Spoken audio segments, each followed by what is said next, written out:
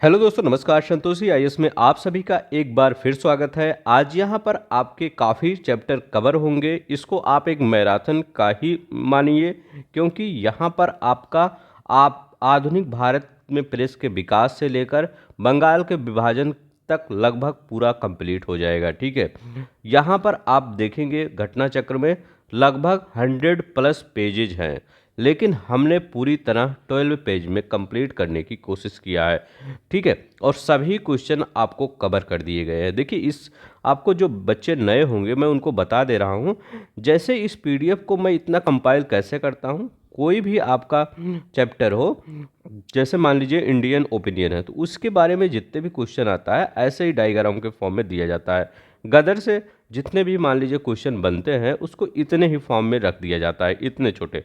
अब यहाँ पर वहाँ पर अब बुक में पढ़ेंगे तो ये कम से कम एक तो पेज लेगा ही। ठीक है, लेकिन इसीलिए ये पूरी तरह से कंपाइल कर दिया जाता है आपका वहाँ पर 100 to 12 में। ठीक है, नहीं तो इतना बहुत मुश्किल होता 100 पेज को 12 पेज में कंपाइल। और वहाँ से यहाँ पर जब मैं कंपाइल मतलब लेता हूँ क्वेश्चन, कोई भी क्वेश्चन छोड़ता नहीं हूँ। ठीक है, सब कुछ आप मिला सकते हैं, सभी क्वेश्चन लगभग हम कंप्लीट ही कर देते हैं इसमें। ठीक है, आप इस पीडीएफ को टेलीग्राम से डाउनलोड करिएगा। इस पीडीएफ का कहाँ आपको ज़्यादा बेनिफिट मिलेगा, जैसे आपका पेपर 5 से 6 दिन बाकी रहेगा, तो ऐसा कभी नहीं हो सकता कि आप पूरे जितने भी घटना चक्र के संस्करण हैं हमेशा हर बुक को, जितने भी सब्जेक्ट हैं हर बुक को ओपन करके पढ़ सकते हैं। नहीं हो सकता, इम्पॉसिबल है, क्योंकि घटना चक्र पतली बुक नहीं है। ठीक है, वो बहुत लंबी बुक है और आपको ऐसे फॉर्म में ये क्रिएट जब कर दिया जाता है ताकि आपको पढ़ने में, रिवीजन करने में, रिवीजन मस्ट होता है लास्ट के टाइम पे। ठीक है, आसानी हो। ठीक है, तो ये भी थोड़ा सा हम यहाँ पर फिगर वगैरह इसलिए ऐड कर देते हैं ताकि ये मतलब जो नोट्स है अट्रैक्टिव लगे। ठीक है, तो चलते हैं, आज हम देखते हैं ये सभी पूरे आपके टेलीग्राम पे फ्री ऑफ कॉस्ट है। कल वीडियो इसीलिए नहीं आ पाया था क्योंकि इस पीडीएफ को बनाने में हमको पूरे 1 दिन लग गए थे। ठीक है, वहाँ पर इसीलिए मैं वीडियो मतलब ना करंट का अपलोड कर पाया था ना इसका। ठीक है, तो चलते हैं, आज हम शुरू कर लेते हैं, इसको पूरे ख़त्म कर देते हैं। ठीक है, थोड़ा सा आपका कॉन्सेप्ट भी कुछ अलग बताएंगे जो पेपर के लिए काफ़ी इम्पोर्टेंट होगा। ठीक है, तो चलते हैं, हम शुरू करते हैं बिना किसी देरी के। जो लोग नए होंगे प्लीज़ चैनल को सब्सक्राइब कर लेंगे, वीडियो को लाइक कर देंगे।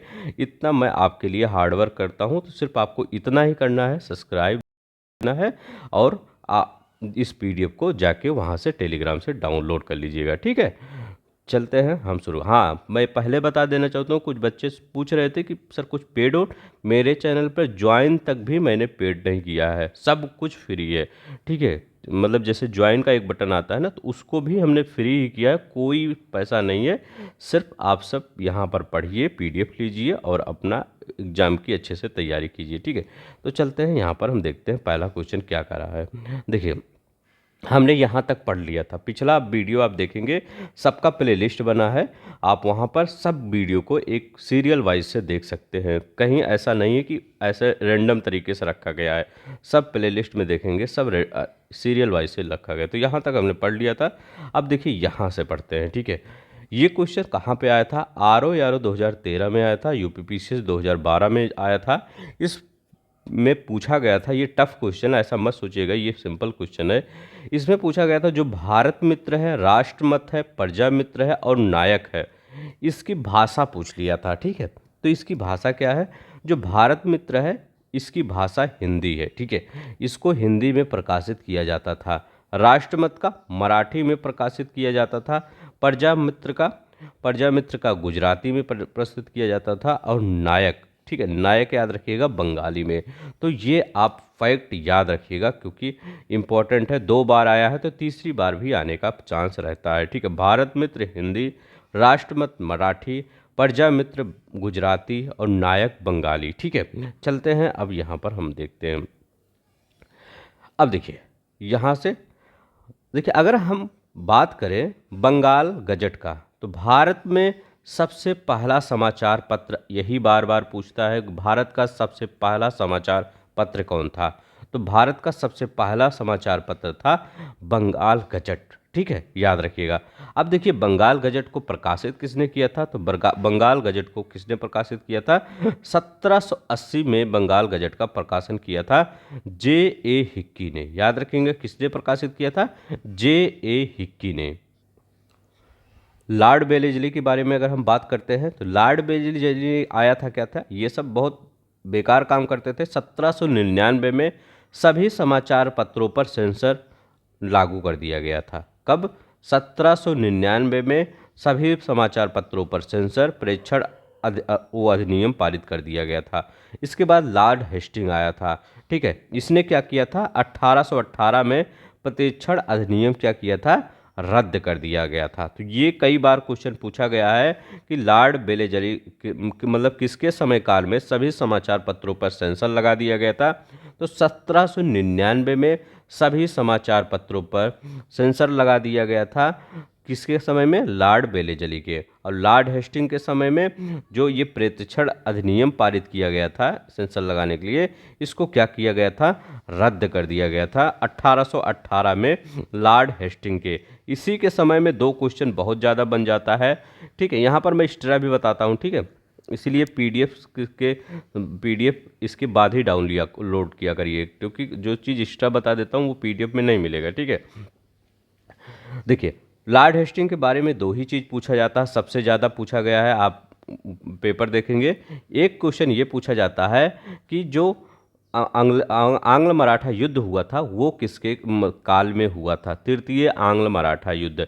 तो तृतीय आंग्ल मराठा युद्ध लॉर्ड हेस्टिंग के कार्यकाल में हुआ था। और आंग्ल नेपाल युद्ध भी पूछा जाता है इन्हीं के मतलब इन्हीं के काल में। तो आंग्ल नेपाल युद्ध और तृतीय आंग्ल मराठा युद्ध दोनों ही इन्हीं के कार्यकाल में हुआ था, लॉर्ड हेस्टिंग के कार्यकाल में। लॉर्ड लिटन बहुत इंपॉर्टेंट है, ठीक है। Lord Lytton vernacular press act पारित किया था 1878 में, ठीक है। ये बहुत इंपॉर्टेंट है, यूपीपी से 2007 में आ भी चुका है ये क्वेश्चन, यहाँ नहीं कई बार आया का है, ठीक है। तो वर्नाकुलर प्रेस एक्ट कब, 1878 ईस्वी में पारित किया गया था। इसके बाद लॉर्ड रिपन जो कि उदारवादी था, जैसे कुछ जो गवर्नर जनरल थे या वायसराय थे वो उदारवादी भी थे, ठीक है। जैसे आप लॉर्ड रिपन की बात कर सकते हैं और आप विलियम बेंटिक की भी बात कर सकते हैं, ये सब उदारवादी की श्रेणी में आ जाते हैं, ठीक है। मतलब उदारवादी मतलब कुछ अच्छा काम किए थे समाज के लिए, भारतीय समाज के लिए, ठीक है। और लगभग मैक्सिमम तो वायसराय या गवर्नर कोई अच्छा काम नहीं किया था, लेकिन कुछ अच्छा किए थे, ठीक है। वर्नाकुलर प्रेस एक्ट को रद्द कर दिया गया था, ठीक है, 1882। इसको मुंह बंद करने वाला भी अधिनियम बोला गया था, ठीक है। वर्नाकुलर प्रेस एक्ट 1882 में रद्द कर दिया गया था। तो देखिए 7 में यहाँ क्वेश्चन पूछा गया था, इसके बाद 9 में यहाँ मतलब यहाँ पूछ लिया गया था कि वर्नाकुलर प्रेस एक्ट कब पारित किया गया था, 1878 में। फिर वर्नाकुलर प्रेस एक्ट 1882 में रद्द कर दिया गया था, ठीक है। किसके कार्यकाल में, लॉर्ड रिपन के काल में। रिपन में रद्द किया गया, लिटन में लाया गया, ठीक है। थोड़ा हम स्लो बताते हैं, स्पीड थोड़ा बढ़ा लीजिएगा क्योंकि मुझको याद भी करवाना है आप सबको, ठीक है। अब देखिए बाल गंगाधर तिलक के बारे में देखते हैं। बाल गंगाधर, ये क्वेश्चन कई बार क्वेश्चन कंफ्यूज कर देता है, कहीं कहीं बाल गंगाधर तिलक को नहीं दूसरे को दिया जाता है कि पत्रकारिता के लिए ब्रिटिश सरकार से सजा पाने वाले पहले भारतीय, लेकिन जो आपके घटना चक्र में है बाल गंगाधर तिलक ही हैं। बाल गंगाधर तिलक जो थे पत्रकारिता के लिए ब्रिटिश सरकार से सजा पाने वाले पहले भारतीय थे। मतलब ये आयोग ने ये भी यही माना है कि बाल गंगाधर तिलक हैं, तो आपको यही ही लगाना पड़ेगा, ठीक है। तो बाल गंगाधर तिलक क्या थे, पत्रकारिता के लिए ब्रिटिश सरकार से सजा पाने वाले पहले भारतीय थे, ठीक है, ये याद रखेंगे। अब देखिए फ्री हिंदुस्तान किसके द्वारा, तारकनाथ दास के द्वारा। फ्री हिंदुस्तान तारकनाथ दास का एक अखबार था, यह अमेरिका से प्रकाशित होता था। कहाँ से प्रकाशित होता था, अमेरिका से प्रकाशित होता था। ये भी क्वेश्चन याद रखें, बीपीएससी वाले देखते रहिए, ऐसे ऐसे क्वेश्चन पूछा जाता है जो सिंपल क्वेश्चन बता देते हैं सब लोग, सिंपल क्वेश्चन नहीं। इस चैनल पर आए हैं तो लगभग टफेस्ट क्वेश्चन भी आपको पूरी तरह से बताई जाएगी, ठीक है, ताकि आपका जो टफेस्ट क्वेश्चन आ जाए, टफ से टफ क्वेश्चन आ जाए, उसको आप टैकल करिए। राजा राम मोहन राय, संवाद कुर्दी प्रभा का चांद जिसको बोला जाता है, ठीक है। ये बांग्ला भाषा में प्रकाशित किया गया था। मिरातुल अखबार फारसी में प्रकाशित किया गया था। तो एक ब्रह्मनिकल था, ठीक है, जो ये था संवाद कुमुदिनी बांग्ला भाषा में, मिरातुल अखबार ये कब फारसी में प्रकाशन किया गया था, और एक ब्रह्मनिकल था वो इंग्लिश में प्रकाशित किया गया था। तो ये तीनों याद रखेंगे, बहुत ही इंपॉर्टेंट है इन तीनों का, ठीक है। क्योंकि अभी हम वहाँ पर जब राजा राम मोहन राय मतलब वो उनका वो पुनर्जागरण देखेंगे, उसमें देखेंगे ये थोड़ा सा हमने यहाँ पर जिक्र किया था वहाँ पर, ठीक है। तो वहाँ भी जिक्र किया हूँ, यहाँ भी जिक्र किया हूँ।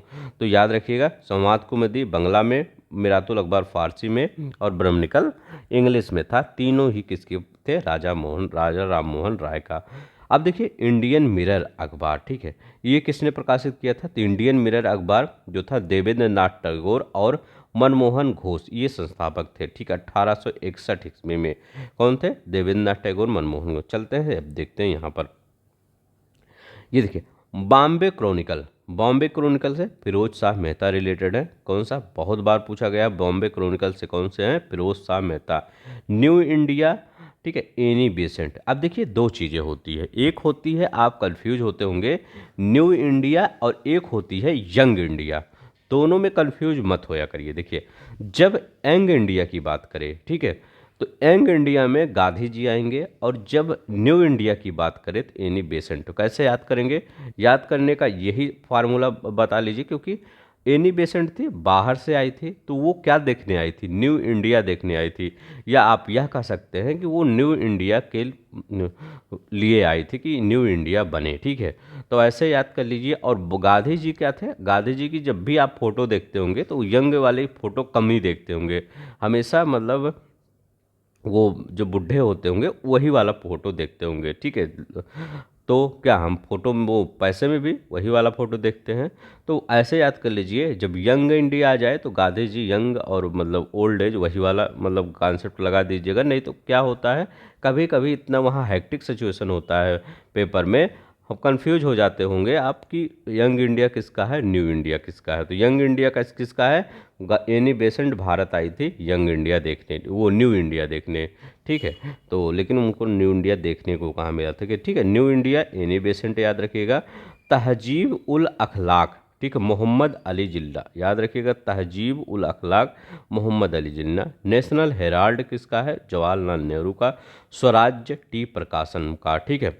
तो ये याद रखेंगे। अब चलते हैं वंदे मातरम देखते हैं। वंदे मातरम किसका है? अरविंद घोष का। अरविंद घोष का कौन सा है? वंदे मातरम। ब्रह्म बांधव उपाध्याय संध्या, ठीक है, संध्या याद रखिएगा। ब्रह्म बांधव उपाध्याय, ये संध्या था, काल था, ये जानते हैं ये किस टाइप के अखबार थे? ये क्रांतिकारी जो आंदोलन थे उनको प्रोत्साहित करते थे, मतलब उनके बारे में लिखते थे, ठीक है। तो ये क्या कहते हैं, ये कौन सा? संध्या, ठीक है। तो ब्रह्म उपाध्याय की पुस्तक क्या? संध्या थी। मोहम्मद अली की कामरेड, ठीक है, ठीक है, मोहम्मद अली की कामरेड थी, ठीक है। केसरी मराठा, ये किसकी थी? बाल गंगाधर तिलक की, ठीक है। याद रखेंगे बाल गंगा, देखिए केसरी हमेशा ये लैंग्वेज पूछा जाता है। केसरी का लैंग्वेज मराठी है, और जो मराठा ये है जिसका अंग्रेजी है, तो दोनों ही याद रखेंगे, किसका मराठी है किसका अंग्रेजी है। जो मराठा लिखा गया है वो अंग्रेजी में है, और जो केसरी है वो मराठी में है। इसको बाल गंगाधर, देखिए समाचार पत्र और प्रकाश का स्थान, ये आपके आर में क्वेश्चन आ गया था, शायद 2021 में ही आया था। ये टफ क्वेश्चन था, पूछा गया था जो स्वदेश समाचार पत्र है ये कहाँ से प्रकाशन होता था? इसका गोरखपुर से प्रकाशन होता था स्वदेश का। भारत बंधु का प्रकाशन कहाँ होता था? हाथरस से होता था। सभ्यवादी आगरा से होता था। शक्ति कहाँ से होता था? अल्मोड़ा से होता था, ठीक है। ये याद रखेंगे। तो यहाँ पर थोड़ा सा आपको याद रखना होगा कि ब्रह्म माधव की पुस्तक मतलब पत्रिका संध्या थी, ठीक है। संध्या मतलब यहाँ पर वो वंदे मातरम यहाँ पर अलग हो गया है, वंदे मातरम इधर अरविंद घोष होना चाहिए, ठीक है, यहाँ पे। अब देखिए ब्रह्म माधव की संध्या है, मोहम्मद अली की कामरेड है, केसरी बाल गंगाधर तिलक, मराठा वो ये केसरी और मराठा बाल गंगाधर तिलक, और ये याद रखिएगा, ठीक है। चलते हैं अब नेक्स्ट देखते हैं। अब देखिए यहाँ पर हम गदर के बारे में बात करते हैं। गदर एक कैसी पत्रिका थी? साप्ताहिक पत्रिका थी। तो ये भी कई बार पूछ लिया गया है, गदर किस प्रकार की पत्रिका? साप्ताहिक। गदर पार्टी का मुख्य पत्र था ये गदर, ठीक है। तो गदर पार्टी मतलब ये पत्रिका थी, तो इसे गदर जो वो पार्टी था तो इसलिए गदर भी पड़ा उसका, ठीक है, पार्टी का नाम। अब देखिए ये जो गदर है इसका प्रथम संस्करण कब आया था? तो प्रथम संस्करण इसका आया था 1 नवंबर 1913 को सैन फ्रांसिस्को से। याद, प्रथम संस्करण 1 नवंबर 1913 में सैन फ्रांसिस्को में उर्दू भाषा में हुआ था, ठीक है। किस भाषा में? उर्दू भाषा में, ये याद रखेंगे। मराठी में आती थी ये, हिंदी में आती थी, अंग्रेजी में आती थी, गुजराती में भी आती थी, ठीक है। ये याद रखेंगे, मराठी, हिंदी, अंग्रेजी, गुजराती, और एक अंक इक्सा पख्तूनी भाषा में भी आया था। किसमें? पख्तूनी भाषा में भी एक अंक आया था, ठीक है। तो मराठी, हिंदी, अंग्रेजी, गुजराती, पख्तूनी भाषा और उर्दू में आता ही था। अब देखिए ये गदर जो है 9 दिसंबर 1913 को गुरुमुखी में भी प्रकाशित हुआ था। किसमें? गुरुमुखी में। तो ये भी पूछता है कि कौन सा ऐसा समाचार पत्र था जो गुरुमुखी में प्रकाशित होता था, तो कौन सा? गदर था, ठीक है। ये आया था 9 दिसंबर 1913 को। तो गदर पार्टी के बारे में जितना भी क्वेश्चन बना है यहाँ पर है आप, ठीक है, मतलब गदर समाचार पत्र से रिलेटेड, ठीक है। अब देखिए अमृत बाजार पत्रिका की बात करते हैं, तो कौन है अमृत बाजार पत्रिका? 1868 में इसके संस्थापक थे शिशिर कुमार घोष, ठीक है। अमृत बाजार पत्रिका कौन है? शिशिर कुमार घोष हैं। नीचे देखते हैं यहाँ पर महात्मा गांधी द्वारा प्रारंभिक पत्रिका। देखिए इंडियन ओपिनियन की बात कर रहे हैं, क्योंकि गांधी जी का सबसे इम्पोर्टेंट अगर कोई पत्रिका माना जाता है तो इंडियन ओपिनियन। क्या? महात्मा गांधी का प्रारंभिक पत्रिका थी, इसलिए इम्पोर्टेंट माना जाता है। दक्षिण अफ्रीका से प्रारंभ कब किया गया था? 1903 ईस्वी में, ठीक है। अब आपसे इंडियन ओपिनियन, देखिए क्वेश्चन अब टफ बनेगा, ये नहीं पूछेगा कि इंडियन ओपिनियन किसका है, गांधी जी का, ये तो सब जान रहे हैं गांधी जी का इंडियन ओपिनियन है। पूछेगा कि इसका प्रकाशन प्रारंभ कब हुआ था, तो 1903 में प्रारंभ हुआ था इसका प्रकाशन, ठीक है। प्रथम इसके संपादक कौन थे? मनसुख लाल नजर, ठीक है। मनसुख लाल नाजर इसके प्रथम ये संपादक थे। गुजराती, हिंदी, तमिल और अंग्रेजी में इसका प्रकाशन होता था। किसमें? गुजराती, हिंदी, तमिल और अंग्रेजी में इसका प्रकाशन होता था, ये याद रखेंगे, ठीक है। अब देखिए अनेक कारणों से कांग्रेस की आलोचना करने वाली समाचार पत्र थी बंगवासी, काल, केसरी, ठीक है। क्यों ये बंगवासी हुआ, काल हुआ, केसरी हुआ, ये कांग्रेस की क्यों आलोचना करते थे? क्योंकि ये क्रांतिकारी गतिविधियों को प्रोत्साहित करती थी, उनको देखती थी, मतलब उनको बढ़ाती थी, ठीक है, आगे। तो याद रखेंगे ये बंगवासी, काल, केसरी, ठीक है, ये सब ये मतलब जो नरम दल के नेता थे उन पर उनकी आलोचना करते थे, मतलब नरम दल मतलब कांग्रेस की आलोचना करते थे। ये 2011 में क्वेश्चन आया था कि कांग्रेस की आलोचना करने वाले समाचार पत्र कौन थे, तो ये बंगवासी, काल, केसरी, ठीक है। अब देखते हैं यहाँ पर कुछ दृष्टि देखते। अब देखिए यहाँ पर क्या कर रहा है, द इंडियन नेशन किसका है? कामेश्वर सिंह के ये संस्थापक थे, द इंडियन नेशन। देखिए थोड़ा सा आज यहाँ पर फैक्ट होगा तो याद करने में, इसीलिए हमने थोड़ा सा डायग्राम के फॉर्म में लाया है ताकि आपको आसानी से याद हो सके, ठीक है। The Indian nation, Kameshwar Singh संस्थापक थे इसके। रामकृष्ण पिल्ले, इनका जन्म कब हुआ था? रामकृष्ण पिल्ले का 1878 ईस्वी में हुआ था। यह स्वदेश विमानी के संस्थापक थे। तो स्वदेश विमानी के संस्थापक कौन थे? रामकृष्ण पिल्ले थे, ठीक है। अब देखिए गांधी जी की अगर बात करते हैं तो जो गांधी जी का हरिजन था ये किस में आता था? अंग्रेजी में आता था। अगर ये गांधी जी का यह हरिजन अंग्रेजी में आता था, और साप्ताहिक एक था हरिजन बंधु।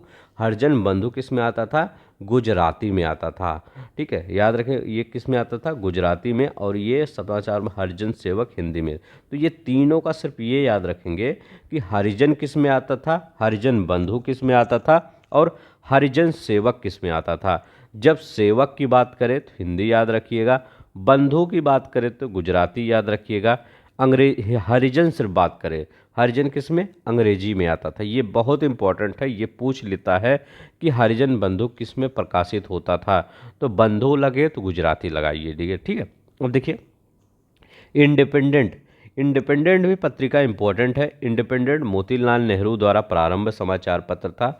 किसके द्वारा? मोतीलाल नेहरू के द्वारा प्रकाशित समाचार प्रारंभ किया गया था। बहिष्कृत भारत भीमराव अंबेडकर द्वारा प्रारंभिक मराठी पाक्षिक था, ठीक है। तो भीमराव अंबेडकर द्वारा बहिष्कृत भारत, ठीक है। हिंदू पैट्रियाट प्रथम संपादक कौन थे? हिंदू पैट्रियाट के प्रथम संपादक 1853 से 55 में, ठीक है, ये हुआ था इसका गिरीश चंद्र घोष, ठीक है, याद रखेंगे गिरीश चंद्र घोष इसके प्रथम संपादक थे।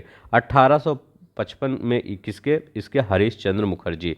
तो याद रखिएगा कई बार आपके ऑप्शन में कभी दिया रहता है गिरीश चंद्र घोष, कभी दिया रहता है हरीश चंद्र मुखर्जी, तो कुछ भी दिया रहेगा तो आप याद रखेंगे वहाँ अगर प्रथम पूछे तो गिरीश चंद्र घोष लगा दीजिए, अगर प्रथम न पूछे 18 और वहाँ गिरीश चंद्र घोष नहीं है तो हरीश चंद्र मुखर्जी, क्योंकि हरीश चंद्र मुखर्जी से ज़्यादा क्वेश्चन बना है वहाँ पर, ठीक है।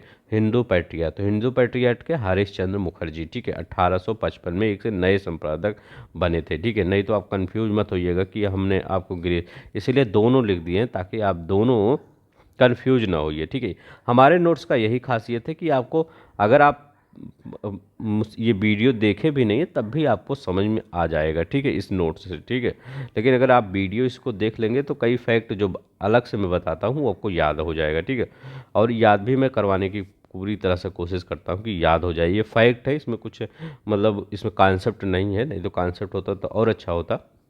देखिए ये अब देखिए सोम प्रकाश बांग्ला साप्ताहिक समाचार पत्र था, ईश्वर चंद्र विद्यासागर द्वारा प्रकाशित किया गया था। कहाँ? सोम प्रकाश, ठीक है, समाचार पत्र ईश्वर चंद्र विद्या द्वारा प्रकाशित किया गया था। नील आंदोलन के किसानों का हितों का समर्थन ये करता था सोम प्रकाश, ठीक है। तो आपसे पूछे कि नील आंदोलन के किसानों के हितों का समर्थन कौन करता था? सोम प्रकाश करता था। ईश्वर चंद्र विद्यासागर का प्रकाशन था ये, ठीक है। अब चलते हैं यहाँ पर देखते हैं समाचार पत्रों ने भारतीय क्रांतिकारी गतिविधियों की वकालत की थी। हमने बताया था संध्या था, युगांतर था, काल था, ठीक है। काल के संपादक कौन थे? शिवराम महादेव प्रांजपे, ठीक है, याद रखेंगे काल के संपादक शिवराम महादेव प्रांजपे। तो अगर संध्या, युगांतर, काल 3 से 4 बार ये क्वेश्चन पूछ लिया गया है आपके पेपर में, ठीक है, कि संध्या, युगांतर, काल किस प्रकार की पत्रिका थी? तो ये क्रांतिकारी गतिविधियों की वकालत करती थी, ठीक है। लोअर पीसीएस में आया हुआ था और ऐसे ही क्वेश्चन 2011 में भी आया हुआ था। चलते हैं यहाँ पर देखते हैं कुछ और फैक्ट। अल हिलाल एक उर्दू साप्ताहिक पत्रिका थी, अब्दुल कलाम आज़ाद द्वारा प्रकाशित होती थी। क्या? अल हिलाल। अब देखिए लाला लाजपत राय, देखिए वंदे मातरम लाला लाजपत राय का भी है, और वंदे मातरम अभी हम यहाँ क्या पढ़े थे? वंदे मातरम अरविंद घोष का है। तो आप कंफ्यूज मत होइएगा, जो भी रहेगा ऑप्शन में वो लगा दीजिएगा, ठीक है। ऐसा नहीं होगा कि दोनों ही ऑप्शन में रहे, ठीक है। लाला लाजपत राय, अरविंद घोष एक ही लोग का रहेगा। तो वंदे मातरम किसका है? वो लाला लाजपत राय वंदे मातरम उर्दू दैनिक था, ठीक है, ये प्रकाशन होता था, ठीक है। अब देखिए दी पीपल किसका था? ये अंग्रेजी में प्रकाशन होता था लाला लाजपत राय का। तो दिन की दो ये याद रखिएगा, वंदे मातरम लाला लाजपत राय, दी पीपल लाला लाजपत राय, ठीक है, अंग्रेजी साप्ताहिक का प्रकाशन होता था। कौमी आवाज़ किसकी पत्रिका थी? कौमी आवाज़ उर्दू अखबार का प्रकाशन होता था। जवाहरलाल नेहरू एवं, ठीक है, ये कौन थे? जवाहरलाल नेहरू एवं रफ़ी अहमद किदवई द्वारा, ठीक है, इसका प्रकाशन किया जाता था। कौमी आवाज़ का उर्दू अखबार था, ठीक है। अब देखिए राष्ट्रगुप्तार, ठीक है, राष्ट्रगुप्तार दादा भाई नौरोजी से संबंध था राष्ट्रगुप्तार, ठीक है। कॉमनवेल्थ एनी बेसेंट द्वारा संपादित अंग्रेजी समाचार पत्र। कॉमनवेल्थ बहुत इंपॉर्टेंट है, बार बार पूछ लिया जाता है, ठीक है। और राष्ट्रगोपाल जितने भी है आपका सब कुछ बार बार पूछा गया है, ठीक है। 10 रोजा पत्रिका अब्दुल गफ्फार खान, ठीक है। 10 रोजा याद रखिएगा, और राष्ट्रगुप्तार, तो दोनों भी कन्फ्यूज में होइएगा, नाम लगभग सेम रहते हैं, ठीक है। तो राष्ट्रगुप्तार दादा भाई नौरोजी से, कॉमनवेल्थ एनी बेसेंट से अंग्रेजी में पत्र था ये था, और 10 रोजा पत्रिका अब्दुल गफ्फार खान, ठीक है। तो ये याद रखिए 10 रोजा। अब देखिए अगर हमने ये बताया कि जो क्रांतिकारी गतिविधियाँ थी उनका वकालत कौन करता था? संध्या, युगांतर, काल ये सब करते थे, ठीक है। अगर मैं पूछूं कि उदारवादियों की नीतियों का वकालत कौन करता था? जो नरम दल के लोग थे उनकी नीतियों का कौन वकालत करता था? तो ये बीपीएससी 2005 में क्वेश्चन आया था। इनकी वकालत लीडर, ठीक है, लीडर समाचार नामक पत्र था, ये उसके संपादक कौन थे? मदन मोहन मालवीय, ठीक है, यही करते थे। लीडर के माध्यम से उदारवादी नीतियों का प्रचार करते थे मदन मोहन मालवीय। अब देखिए सुधारक गोपाल कृष्ण गोखले, ठीक है, गोपाल कृष्ण गोखले, हिंदुस्तानी गंगा प्रसाद वर्मा, बंगाली सुधींद्र नाथ बनर्जी, वॉइस ऑफ इंडिया दादा भाई नौरोजी। वॉइस ऑफ इंडिया और बंगाली बहुत इंपॉर्टेंट है, सभी चारों इंपॉर्टेंट है, मतलब जो यहाँ लिखा गया सभी इंपॉर्टेंट, क्योंकि सभी पेपर में आए हुए हैं, ठीक है। तो सुधारक गोपाल कृष्ण गोखले, हिंदुस्तानी गंगा प्रसाद वर्मा, बंगाली सुरेंद्र नाथ बनर्जी, वॉइस ऑफ इंडिया दादा भाई नौरोजी। मैं 2 बार इसलिए नाम लेता हूँ ताकि आपको याद हो जाए, ठीक है। अब देखिए दूसरा चैप्टर आता है सामाजिक एवं धार्मिक सुधार आंदोलन, ठीक है। ये देखिए इसमें थोड़ा सा कॉन्सेप्ट बताते हैं। देखिए जो सामाजिक और धार्मिक सुधार आंदोलन था, इसमें क्या था, ये जो समाज में था, इसमें धर्म, जो हमारा, चाहे हमारा धर्म हो चाहे कोई धर्म हो, ये बहुत बुरी तरह से प्रभावित करता था लोगों की ज़िंदगियों का, ठीक है। तो यहाँ पर कुछ बुद्धिजीवी लोग आए, ठीक है। तो यहीं पे यहाँ भी क्वेश्चन बना दिया गया है कि जो सामाजिक और धार्मिक आंदोलन था उसको किसने आगे बढ़ाया था, ठीक है। तो बीपीएससी के द्वारा यही क्वेश्चन पूछ लिया गया था कि 19वीं शताब्दी के धर्म और समाज सुधार के आंदोलन के ने जनसंख्या के किस वर्ग को मुख्यतः आकर्षित किया था। तो जनसंख्या के किस वर्ग को मुख्यतः आकर्षित किया था, बुद्धिजीवी लोग को आकर्षित किया था, नगरीय उच्च जातियों को आकर्षित किया था, उदार रजवाड़ों को आकर्षित किया था, ठीक है। अब देखिए इन्हीं 3 लोग को क्यों आकर्षित किया, ये भी पता होना चाहिए। देखिए जैसे बुद्धिजीवी की बात करते हैं, तो जो भी मैक्सिमम बुद्धिजीवी जो हुए थे पहले, ठीक है, अब मतलब मैक्सिमम की मैं बात कर रहा हूँ कि वो अच्छे घर से रिलेट करते थे, ठीक है, मतलब एक अच्छी फैमिली से उनका बैकग्राउंड चलता था, ठीक है। बुद्धिजीवी, नगरीय उच्च जातियात भी, वो भी अच्छी, ठीक है। और ये उदार रजवाड़े, तो रजवाड़े तो जान ही रहे हैं, ठीक है। तो ये तीनों को इसलिए क्योंकि इन सब के पास सभी संसाधन थे, अगर कुछ भी इनको करना होता तो उनके पास संसाधन उपलब्ध थे। और यहाँ पर आप सोचेंगे कि यहाँ पर किसान, वहाँ पर आपको किसान भी गरीब भी दिया रहेगा ऑप्शन में, मत लगाइएगा। क्यों? क्योंकि उनके पास पहले वो अपना खाने को ही व्यवस्था कर लेते थे, वही बहुत बड़ी बात होती थी, ठीक है। इतनी वो था, मतलब गरीबी था, ठीक है। तो इन सब के पास टाइम था, ये सब करते थे, ठीक है, जो कि अच्छा काम था, अच्छी तरीके से ये समाज में कई चीज़ों को बैन किए, ठीक है। सबसे ज़्यादा राजा राम मोहन राय की सती प्रथा है, ठीक है। तो चलते हैं यहाँ पर देखते हैं प्रथम भारतीय, ठीक है, भारतीय समाज में व्याप्त बुराइयों के विरोध में आंदोलन चलाए थे प्रथम भारतीय यही थे, ठीक है। इसीलिए इनकी उपाधियों दिया गया, इनको कई उपाधियां दिया गया है। इसी उपाधियों से क्वेश्चन कई बार बने हुए हैं। उपाधियां क्या, भारतीय पुनर्जागरण का पिता का पैगंबर कौन कहलाता है, या भारतीय पुनर्जागरण का पैगंबर कौन कहलाता है, या भारतीय पुनर्जागरण का पिता कौन कहलाता है। तो ये कौन कहलाता है, राजा राम मोहन राय, ठीक है। तो ये याद रखिएगा,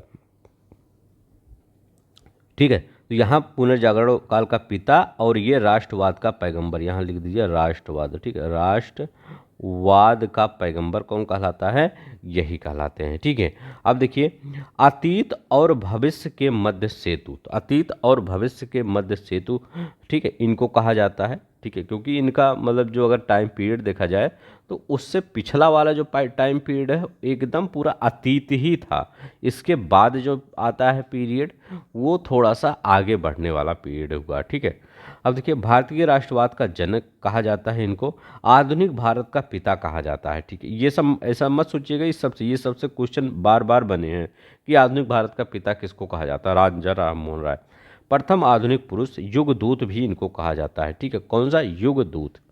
अब देखिए पत्रकारिता के क्षेत्र में हमें ऊपर बताए थे 1821 में संवाद कुमुदी, 1822 में मिरातुल अखबार, ठीक है, और 1822 में ब्रह्म निकल मैगजीन। ये संवाद कुमुदी था, ये बंगाली में था, ये फारसी में था, और ये इंग्लिश में था। तो ये तीनों याद रखिएगा, संवाद कुमुदी, मिरातुल अखबार और ब्रह्म निकल मैगजीन, 21, 22, 22, ठीक है। ये अब देखिए इन्होंने विरोध किया था मूर्त पूजा का, बाल विवाह का, सती प्रथा का। तीनों का विरोध किया था। और कहाँ कहाँ पे सफल हुए थे ये? सती प्रथा में विलियम बेंटिक की मदद से इन्होंने सती प्रथा को बैन करवा दिया था। ये सबसे इम्पोर्टेंट चीज़ें हैं, ठीक है। अंग्रेजी शिक्षा के पक्षधर थे ये। मृत्यु इनकी हो गई थी कहाँ पर? ब्रिस्टल इंग्लैंड में। ये अकबर द्वितीय के कार्यकाल के लिए वो किसी काम के लिए गए थे, ठीक है, पेंशन वेंशन के लिए, लेकिन वहाँ पर इनकी मृत्यु हो गई, ठीक है। कहाँ पर? 27 सितंबर 1833 में ब्रिस्टल इंग्लैंड में इनकी मृत्यु हो गई थी, ठीक है। अब देखिए आत्मीय सभा संस्थापक कौन थे? राजा राम मोहन राय, ठीक है। स्थापना वर्ष कब थी? 1815 में इनकी स्थापना वर्ष था आत्मीय सभा का। उद्देश्य क्या था? हिंदू धर्म में एकेश्वरवादी मत का प्रचार करना, ठीक है। तो हिंदू धर्म में एकेश्वरवादी मत का प्रचार करना आत्मीय सभा का मुख्य उद्देश्य था। तो यही पूछेगा कि आत्मीय सभा का मुख्य उद्देश्य क्या था, ठीक है। अब ये नहीं पूछेगा कि आत्मीय सभा किसकी पुस्तक ये मतलब संस्था है, ठीक है।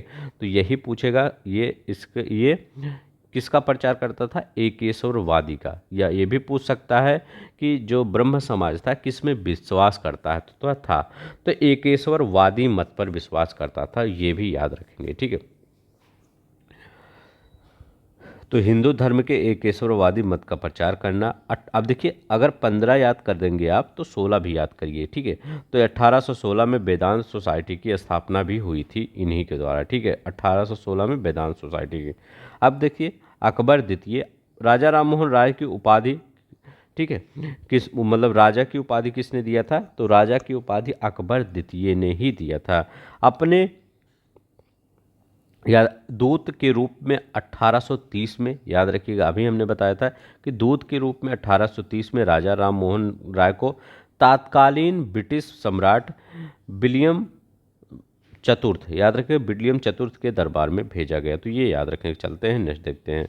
अब देखिए ब्रह्म समाज के बारे में थोड़ा सा देखते हैं, ठीक है। हिंदू धर्म का पहला सुधार आंदोलन ब्रह्म समाज था। इसकी स्थापना मूलतः ब्रह्म सभा, ठीक है, के रूप में 1828 ईस्वी में हुई राजा राम मोहन राय ने किया था। 1828 ईस्वी में इन्होंने ब्रह्म सभा के रूप में किया था, लेकिन आगे चल के ये ब्रह्म समाज नाम से प्रचलित हुआ, ठीक है। अब देखिए अगर यहाँ पर हम ब्रह्म समाज देखते हैं तो यहाँ पर थोड़ा सा आपको ये हिस्ट्री में जाने की ज़रूरत है। जब ये क्या कहते हैं आपके राजा राम मोहन राय की मृत्यु हो गई तो यहाँ पर आपका जो ब्रह्म समाज कहाँ कहाँ, क्योंकि ब्रह्म समाज बहुत बार टूटा है, ठीक है, इसीलिए इसको ब्रह्म समाज को एक राजा राम मोहन राय के बाद में कोई अच्छा लीडर नहीं मिल पाया है, ठीक है। अगर कुछ लोग को छोड़ दिया जाए, केशव चंद्र सेन को, ठीक है, और ये देवेंद्र नाथ टैगोर को, तो देवेंद्र नाथ टैगोर इससे कब जुड़े थे? 1843 से में जुड़े थे, ठीक है, याद रखें कब? 43।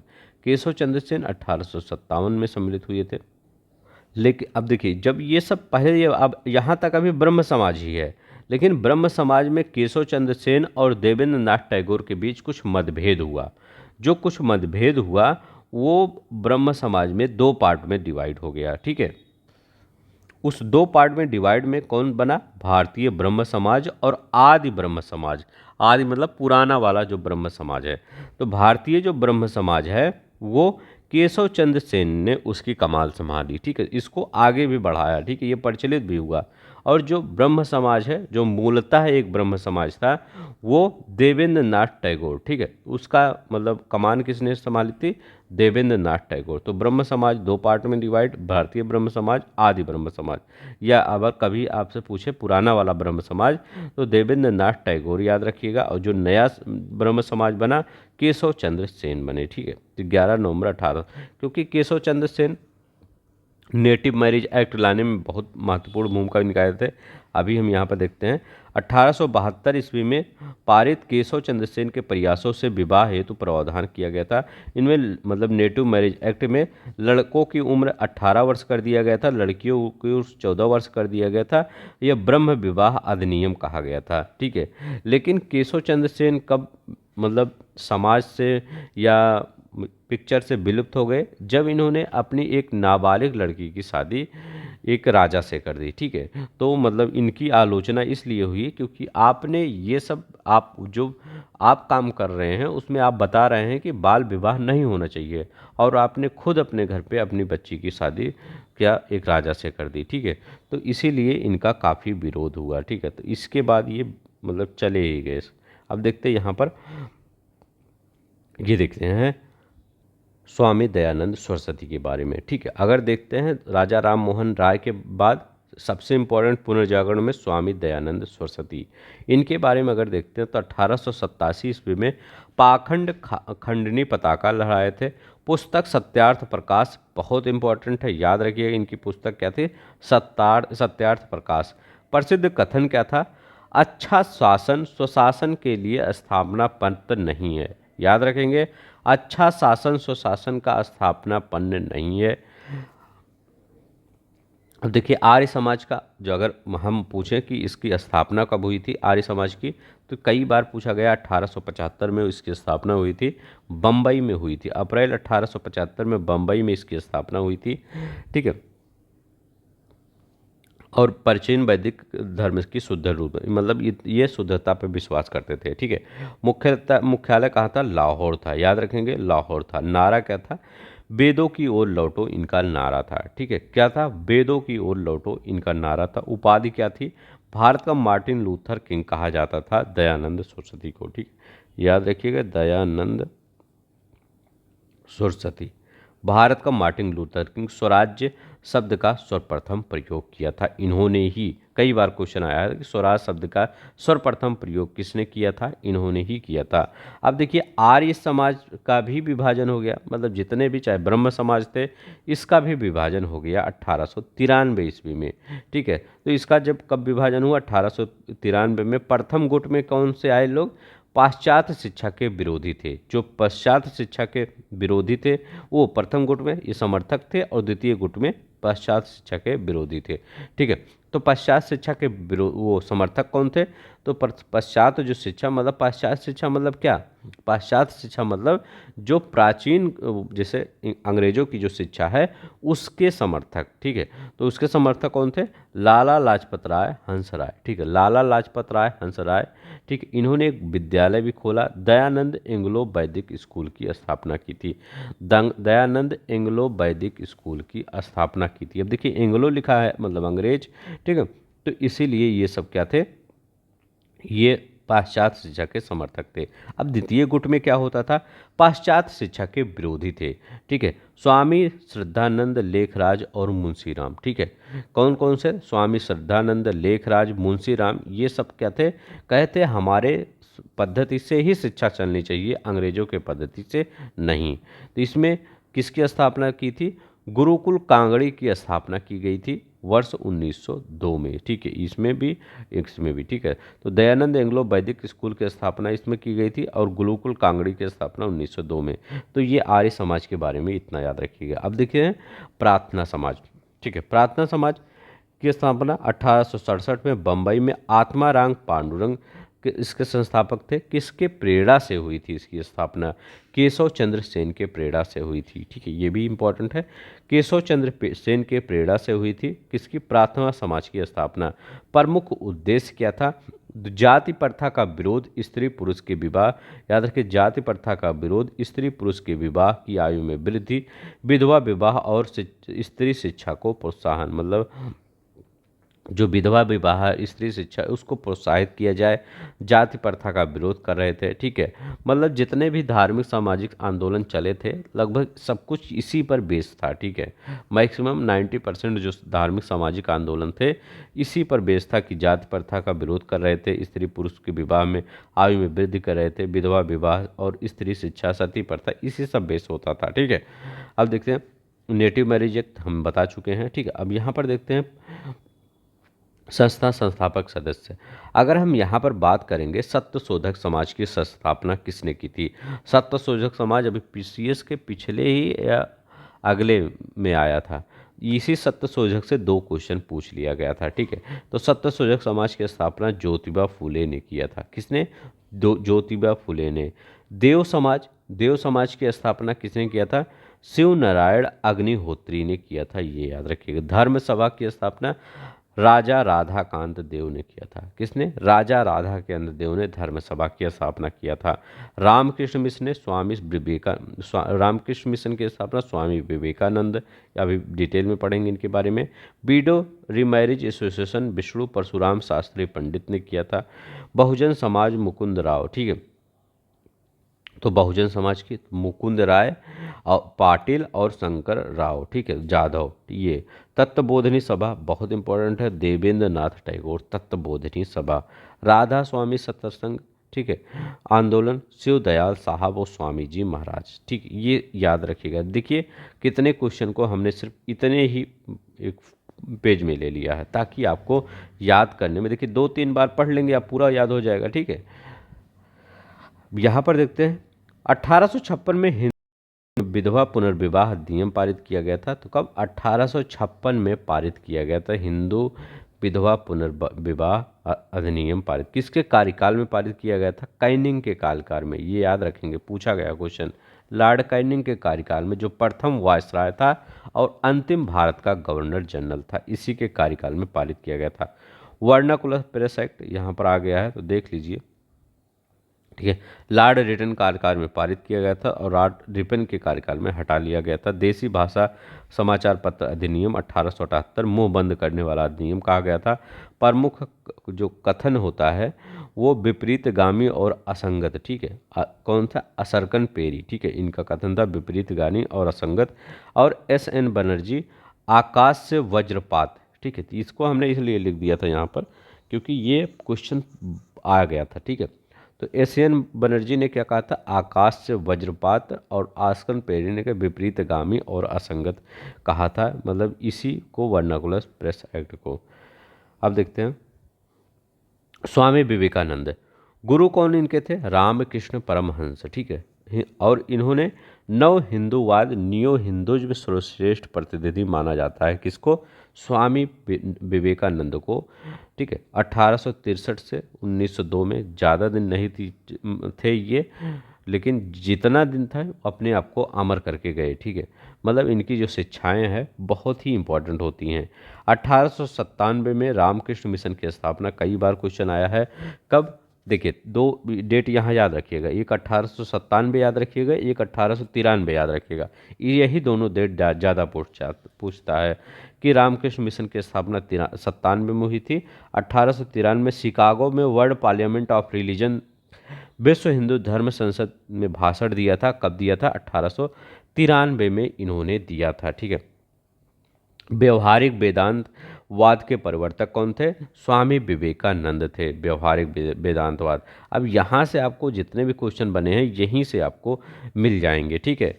सबसे ज़्यादा टफेस्ट क्वेश्चन कौन है आपका? व्यवहारिक वेदांतवाद और नियो हिंदुज्म के प्रतिपादक कौन थे? तो दोनों याद रखना पड़ेगा, व्यवहारिक वेदांतवाद और नियो हिंदुज्म के स्वामी विवेकानंद, ठीक है। अब देखते हैं, अब देखिए ये 1843 के एक्ट 5 में गुलामी, जो दास्ता होती थी, दास को गैर कानूनी बना दिया गया। लेकिन इसका पहल कब किया गया था? इसका पहल किया गया था 1833 में। 1833 में चार्टर एक्ट में एक धारा जोड़ी गई थी जिसमें दास्ता को शीघ्र समाप्त करने को कहा गया था। मतलब क्वेश्चन ये बन सकता है, पहली बार कहाँ पर कहा गया था, एक कहाँ पर एक्ट पारित किया गया था, एक धारा जोड़ी गई थी जिसमें दास्ता को शीघ्रतम समाप्त करने की बात की गई थी। तो कहाँ पर? ये 1833 के चार्टर एक्ट में। लेकिन समाप्त कहाँ की है ये कम पूछता है, 1833 वाला पूछता ये है कि दास्ता की गुलामी को गैर कानूनी कब बना दिया गया था। तो दास्ता के कानून को गैर कानूनी कब बना दिया गया था? 1843 में। कब? 1843 में, एक्ट 5 के थ्रू, ठीक है। कौन से? एक्ट 5 के। अब देखिए शारदा एक्ट, बहुत बार आप पढ़ते होंगे शारदा एक्ट, ठीक है, लड़के की उम्र लड़कियों की उम्र। शारदा कौन थे? निवासी थे अजमेर के, ठीक है, अजमेर के निवासी और न्यायाधीश भी थे ये। डॉक्टर, इनका पूरा नाम था डॉक्टर हरिबिलास शारदा, ठीक है। कौन थे? डॉक्टर हरिबिलास शारदा थे। इन्हीं के प्रयत्नों से बाल विवाह निषेध कानून बन गया, ठीक है। कौन सा? बाल विवाह निषेध कानून। लड़कों की उम्र 18 वर्ष कर दी गई और लड़कियों की उम्र 14 वर्ष कर दी गई। मतलब इससे नीचे कोई शादी नहीं कर सकता था, नहीं तो गैर कानूनी माना जाएगा, ठीक है, जैसे आज भी है, ठीक है, 21 साल। MC Setalvad, BN Rao, Alladi Krishnaswami Iyer, ठीक है, ये तीनों किससे जुड़े थे? सर्वेंट ऑफ इंडिया सोसाइटी के सदस्य थे, ठीक, कौन थे?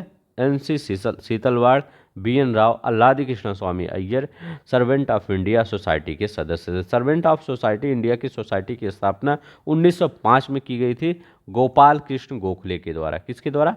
गोपाल कृष्ण गोखले के द्वारा। अब चलते हैं यहाँ पर देखते हैं। बाल गंगाधर तिलक का एक कथन था कि अगर भगवान अस्पृश्यता को सहन करते हैं तो मैं भगवान को कभी नहीं मानूंगा, ठीक है, ये बाल गंगाधर तिलक कहे थे, तो जो कि एकदम 100% सही कहे थे।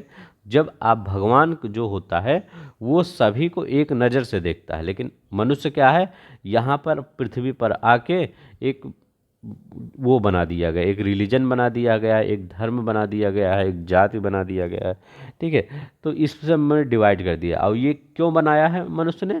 ये अपने हितों के लिए बनाया है, ठीक है, भगवान ने ये जाति नहीं बनाई है, मनुष्य ने खुद बनाई है, ठीक, खुद उसमें एक काल्पनिक रख दिए कि ऐसा ऐसे होता है, ठीक है, ऐसे पिछले भी होते, लेकिन भगवान के यहाँ कोई जाति प्रथा नहीं थी, ठीक है।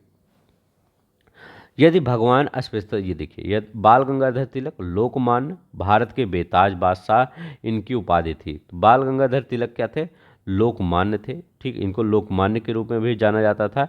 भारत के बेताज बादशाह यही थे बाल गंगाधर तिलक। अब देखिए यहाँ पर D.K. कर्बे सचिव थे बीडो रीमैरिज एसोसिएशन के थे, ठीक है, कौन? D.K. कर्बे सचिव थे किसके? बीडो रीमैरिज एसोसिएशन के। अब देखिए यहाँ पर नव बौद्धवाद के प्रतिपादक कौन थे? डॉक्टर भीमराव अम्बेडकर। ये नव बौद्धवाद के, अब यह पूछ सकता है कि नवायान नामक नए बौद्ध संप्रदाय की स्थापना की थी, तो पूछ सकता नहीं, पूछा भी गया है कि नवायान नामक नए बौद्ध संप्रदाय की स्थापना किसने की थी? डॉक्टर भीमराव अम्बेडकर। और नव बौद्धवाद देवबंद 1866 ईस्वी में, ठीक है, फैराजी हाजी सरियतुल्लाह, ठीक है, और आत्मसम्मान आंदोलन EB रामास्वामी नायकर, ठीक है, पेरियार के नाम से भी जाना जाता है, आत्मसम्मान आंदोलन के, ठीक है। अब यहाँ देखते हैं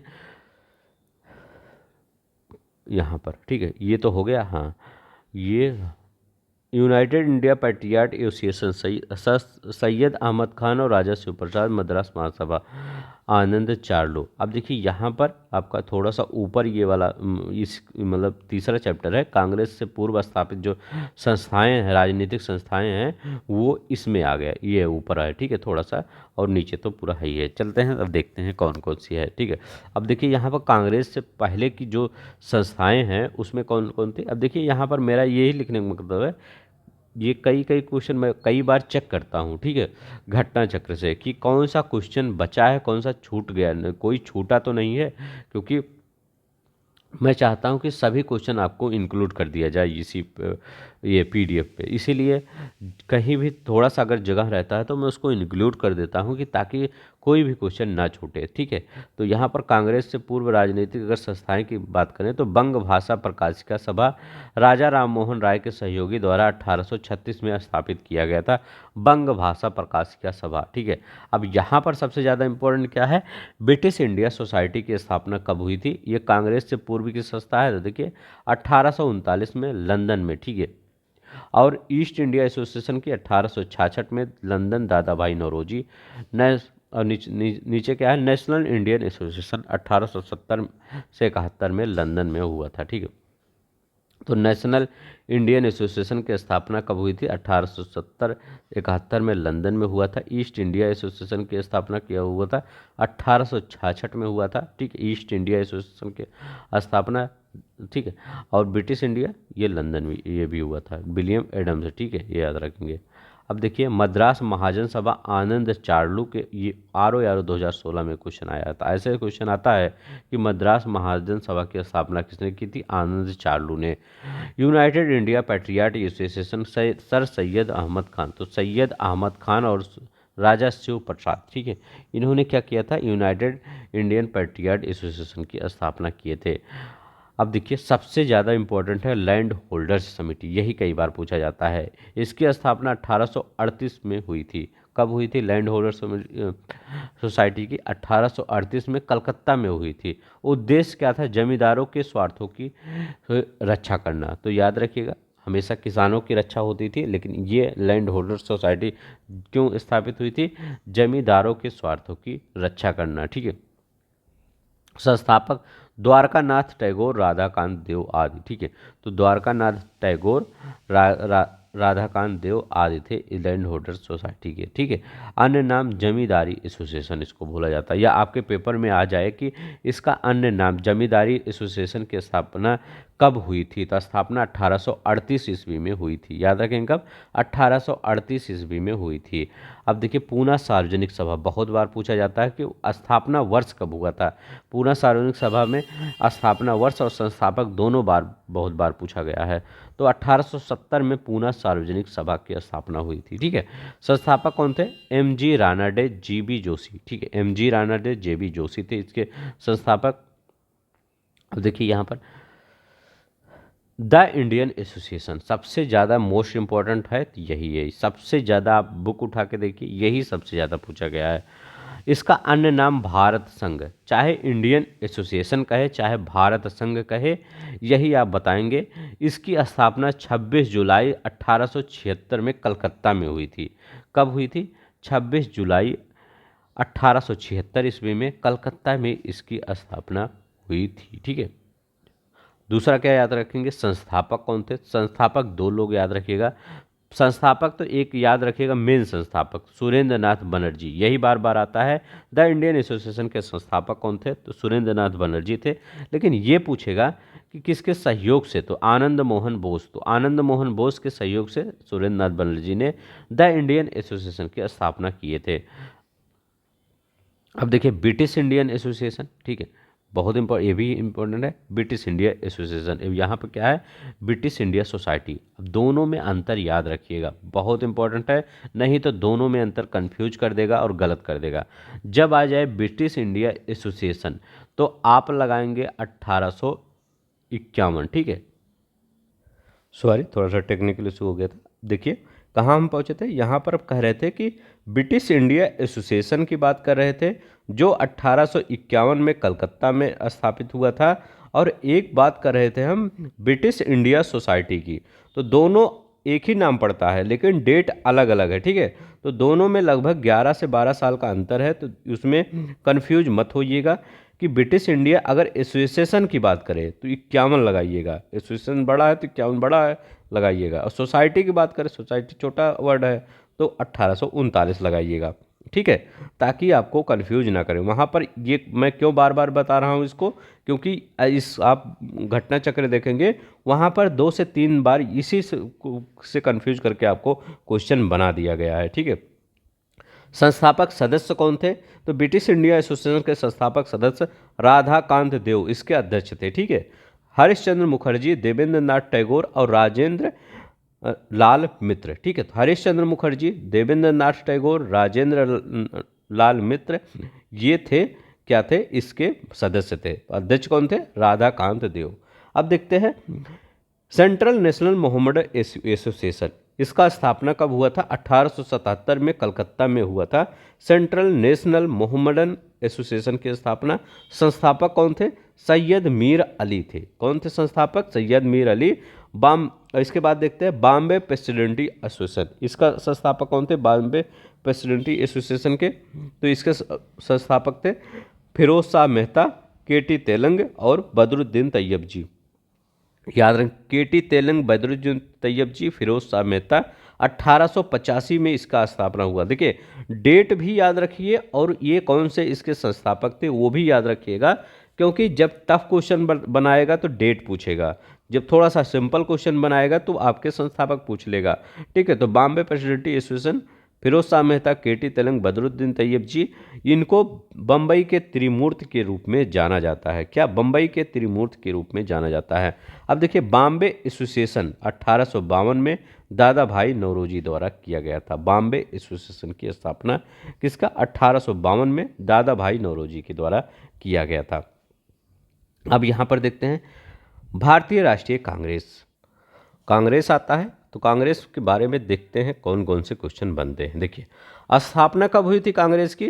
तो एओ हुम द्वारा 1885 में तत्कालीन वायसराय कौन थे? डफरिन थे। तो यहाँ पर 3-4 क्वेश्चन बनेगा, किसके द्वारा? एओ हुम, ठीक है, मतलब, और ये मतलब इन्हीं का कॉन्सेप्ट था। 1885 में तत्कालीन वायसराय कौन थे? डफरिन थे। प्रथम अधिवेशन कब हुआ था? 28 से 30 सितंबर, याद रखेंगे, 28 से 30 सितंबर 1885 को। कहाँ पर हुआ था? गोकुल दास तेज प्रताप संस्कृत विश्वविद्यालय बम्बई से। ये सब जानते होंगे, मैं थोड़ा सा जल्दी कर देता हूँ क्योंकि ये सब मतलब बहुत बार आप पढ़ चुके होंगे, ठीक है। अध्यक्ष कौन थे प्रथम? बोमेश चंद्र बनर्जी। तो प्रथम अध्यक्ष कांग्रेस के बोमेश चंद्र बनर्जी प्रथम अधिवेशन के। प्रथम महासचिव एओ हुम थे। 72 प्रतिनिधियों ने भाग लिया था। तो सब में नहीं पूछता है, यही पूछता है कि पहले अधिवेशन में कितने प्रतिनिधियों ने भाग लिया था। तो पहले अधिवेशन में कितने प्रतिनिधियों ने भाग लिया था? 72 प्रतिनिधियों ने भाग लिया था। द्वितीय अधिवेशन 1 साल बाद 1886 में हुआ था, कलकत्ता में आयोजन हुआ था। अब देखिए, इसका पूछता है इसके अध्यक्ष कौन थे? दादा भाई नौरोजी इसके अध्यक्ष थे, ठीक है। अब तृतीय पूछता है तो 1887 में मद्रास में हुआ था। अध्यक्ष कौन थे? बदरुद्दीन तैयब जी, प्रथम मुस्लिम अध्यक्ष। यही पूछता है कहाँ पे प्रथम मुस्लिम अध्यक्ष कांग्रेस के अध्यक्ष बने? तो मद्रास के अधिवेशन में, वहीं पर ये प्रथम मुस्लिम अध्यक्ष थे जो कांग्रेस के अध्यक्ष बने। द्वितीय मुस्लिम अध्यक्ष अगर पूछे आपसे तो 1896 में रहमतुल्लाह सयानी, ठीक है, इनके बारे में याद रखिएगा। द्वितीय मुस्लिम अध्यक्ष 1896 में रहमतुल्लाह सयानी। जॉर्ज इलो के देखते हैं, भारतीय राष्ट्रीय कांग्रेस के प्रथम निर्वाचित अध्यक्ष थे, ठीक है। कौन से? जॉर्ज यूले के बारे में याद रखेंगे। 26वां अधिवेशन कौन हुआ? 1911 में कलकत्ता में आयोजित हुआ। जनगण मन का प्रथम गायन हुआ था कांग्रेस अधिवेशन में, ठीक है। अध्यक्ष विश्व नारायण धर, ठीक है। तो इनके बारे में याद रखेंगे, ठीक है। 26वां इसलिए इम्पोर्टेंट है कि इसी में जनगण मन प्रथम गायन का अधिवेशन में इसी में हुआ था। अध्यक्ष कौन था? विशन नारायण धर थे। 1911 में आयोजित किया गया था। अब देखते हैं यहाँ पर, भारतीय राष्ट्रीय कांग्रेस से कभी संबंध नहीं रहे थे। सर सैयद अहमद खान, ये भारतीय राष्ट्रीय कांग्रेस से कभी भी संबंध नहीं रखे थे, ठीक है। कांग्रेस को के कभी अध्यक्ष नहीं चुने गए थे। तो बाल गंगाधर तिलक। तो दोनों में अंतर है, ठीक है। कांग्रेस के देखिए अध्यक्ष नहीं थे बाल गंगाधर तिलक, लेकिन कांग्रेस के साथ जुड़े रहते थे, ठीक है। कांग्रेस के गर्म दल के ये नेता थे, ठीक है। और पहले में अंतर है, ये सैयद अहमद खान ये कांग्रेस के साथ कभी जुड़े ही नहीं थे, न कभी न, ये तो कांग्रेस की आलोचना करते थे सैयद अहमद खान, ठीक है। तो दोनों में कंफ्यूज मत होइएगा, दोनों अलग अलग बातें कर रहा है। ये जुड़े थे लेकिन मतलब अध्यक्ष नहीं बने थे, ठीक है। ये यूपीपीसी 2021 में क्वेश्चन आया था, कांग्रेस के कभी अध्यक्ष नहीं चुने गए, तो बाल गंगाधर तिलक जी, ठीक है। अब देखिए कुछ यहाँ पर अधिवेशन देखते हैं जो कि बहुत इंपॉर्टेंट है। जैसे हरिपुरा कांग्रेस का अधिवेशन कब हुआ था? 1938 में हुआ था। इसके अध्यक्ष कौन थे? सुभाष चंद्र बोस, हरिपुरा कांग्रेस के। इसमें ये क्वेश्चन देखिए, ये नहीं पूछेगा कि हरिपुरा कांग्रेस के अध्यक्ष कौन थे? सुभाष चंद्र बोस। आपका पीसीएस का पेपर है, इसमें ये नहीं पूछेगा। ये पूछेगा राष्ट्रीय नियोजन समिति का गठन किस अधिवेशन में किया गया था? तो राष्ट्रीय नियोजन समिति का गठन किस में किया गया था? हरिपुरा कांग्रेस अधिवेशन में किया गया था, ठीक है, ये याद रखेंगे।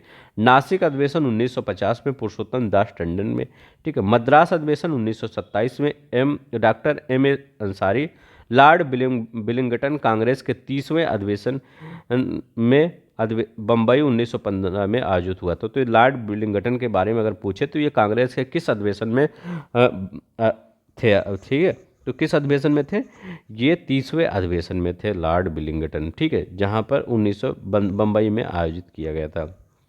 अप्रैल लखनऊ अधिवेशन 1936 की बात कर रहे हैं क्योंकि 16 में भी लखनऊ अधिवेशन हुआ था जिसमें मजूमदार अध्यक्ष थे। वो गरम दल, नरम दल और ये आपका ये मुस्लिम लीग और कांग्रेस एक साथ जब जो आए थे उसकी बात नहीं कर रहे हैं हम यहाँ पर, क्योंकि वो सब आपको पता है। वहाँ पर कुछ बताने की ज़रूरत नहीं है, जो नहीं पता वो 1936 में जो अप्रैल में अधिवेशन हुआ था, इसमें जवाहरलाल नेहरू इसकी अध्यक्षता किए थे। इसमें बोले गए थे, इस अधिवेशन में समाजवाद को भारत की समस्याओं को हल करने की कुंजी बताया गया था।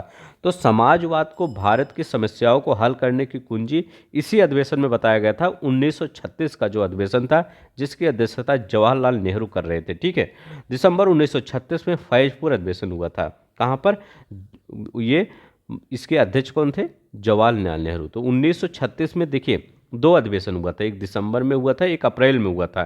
तो अप्रैल वाला अधिवेशन 1936 में लखनऊ में हुआ था, और जो फैजपुर अधिवेशन है वो 1936 में हुआ था। दोनों के अधिवेशन के अध्यक्ष जवाहरलाल नेहरू थे। बांकीपुर अधिवेशन, इसमें यही पूछा था कि ये कौन सा अधिवेशन? 1912 में ये अधिवेशन हुआ था, बांकीपुर अधिवेशन 1912 में। अध्यक्ष कौन थे?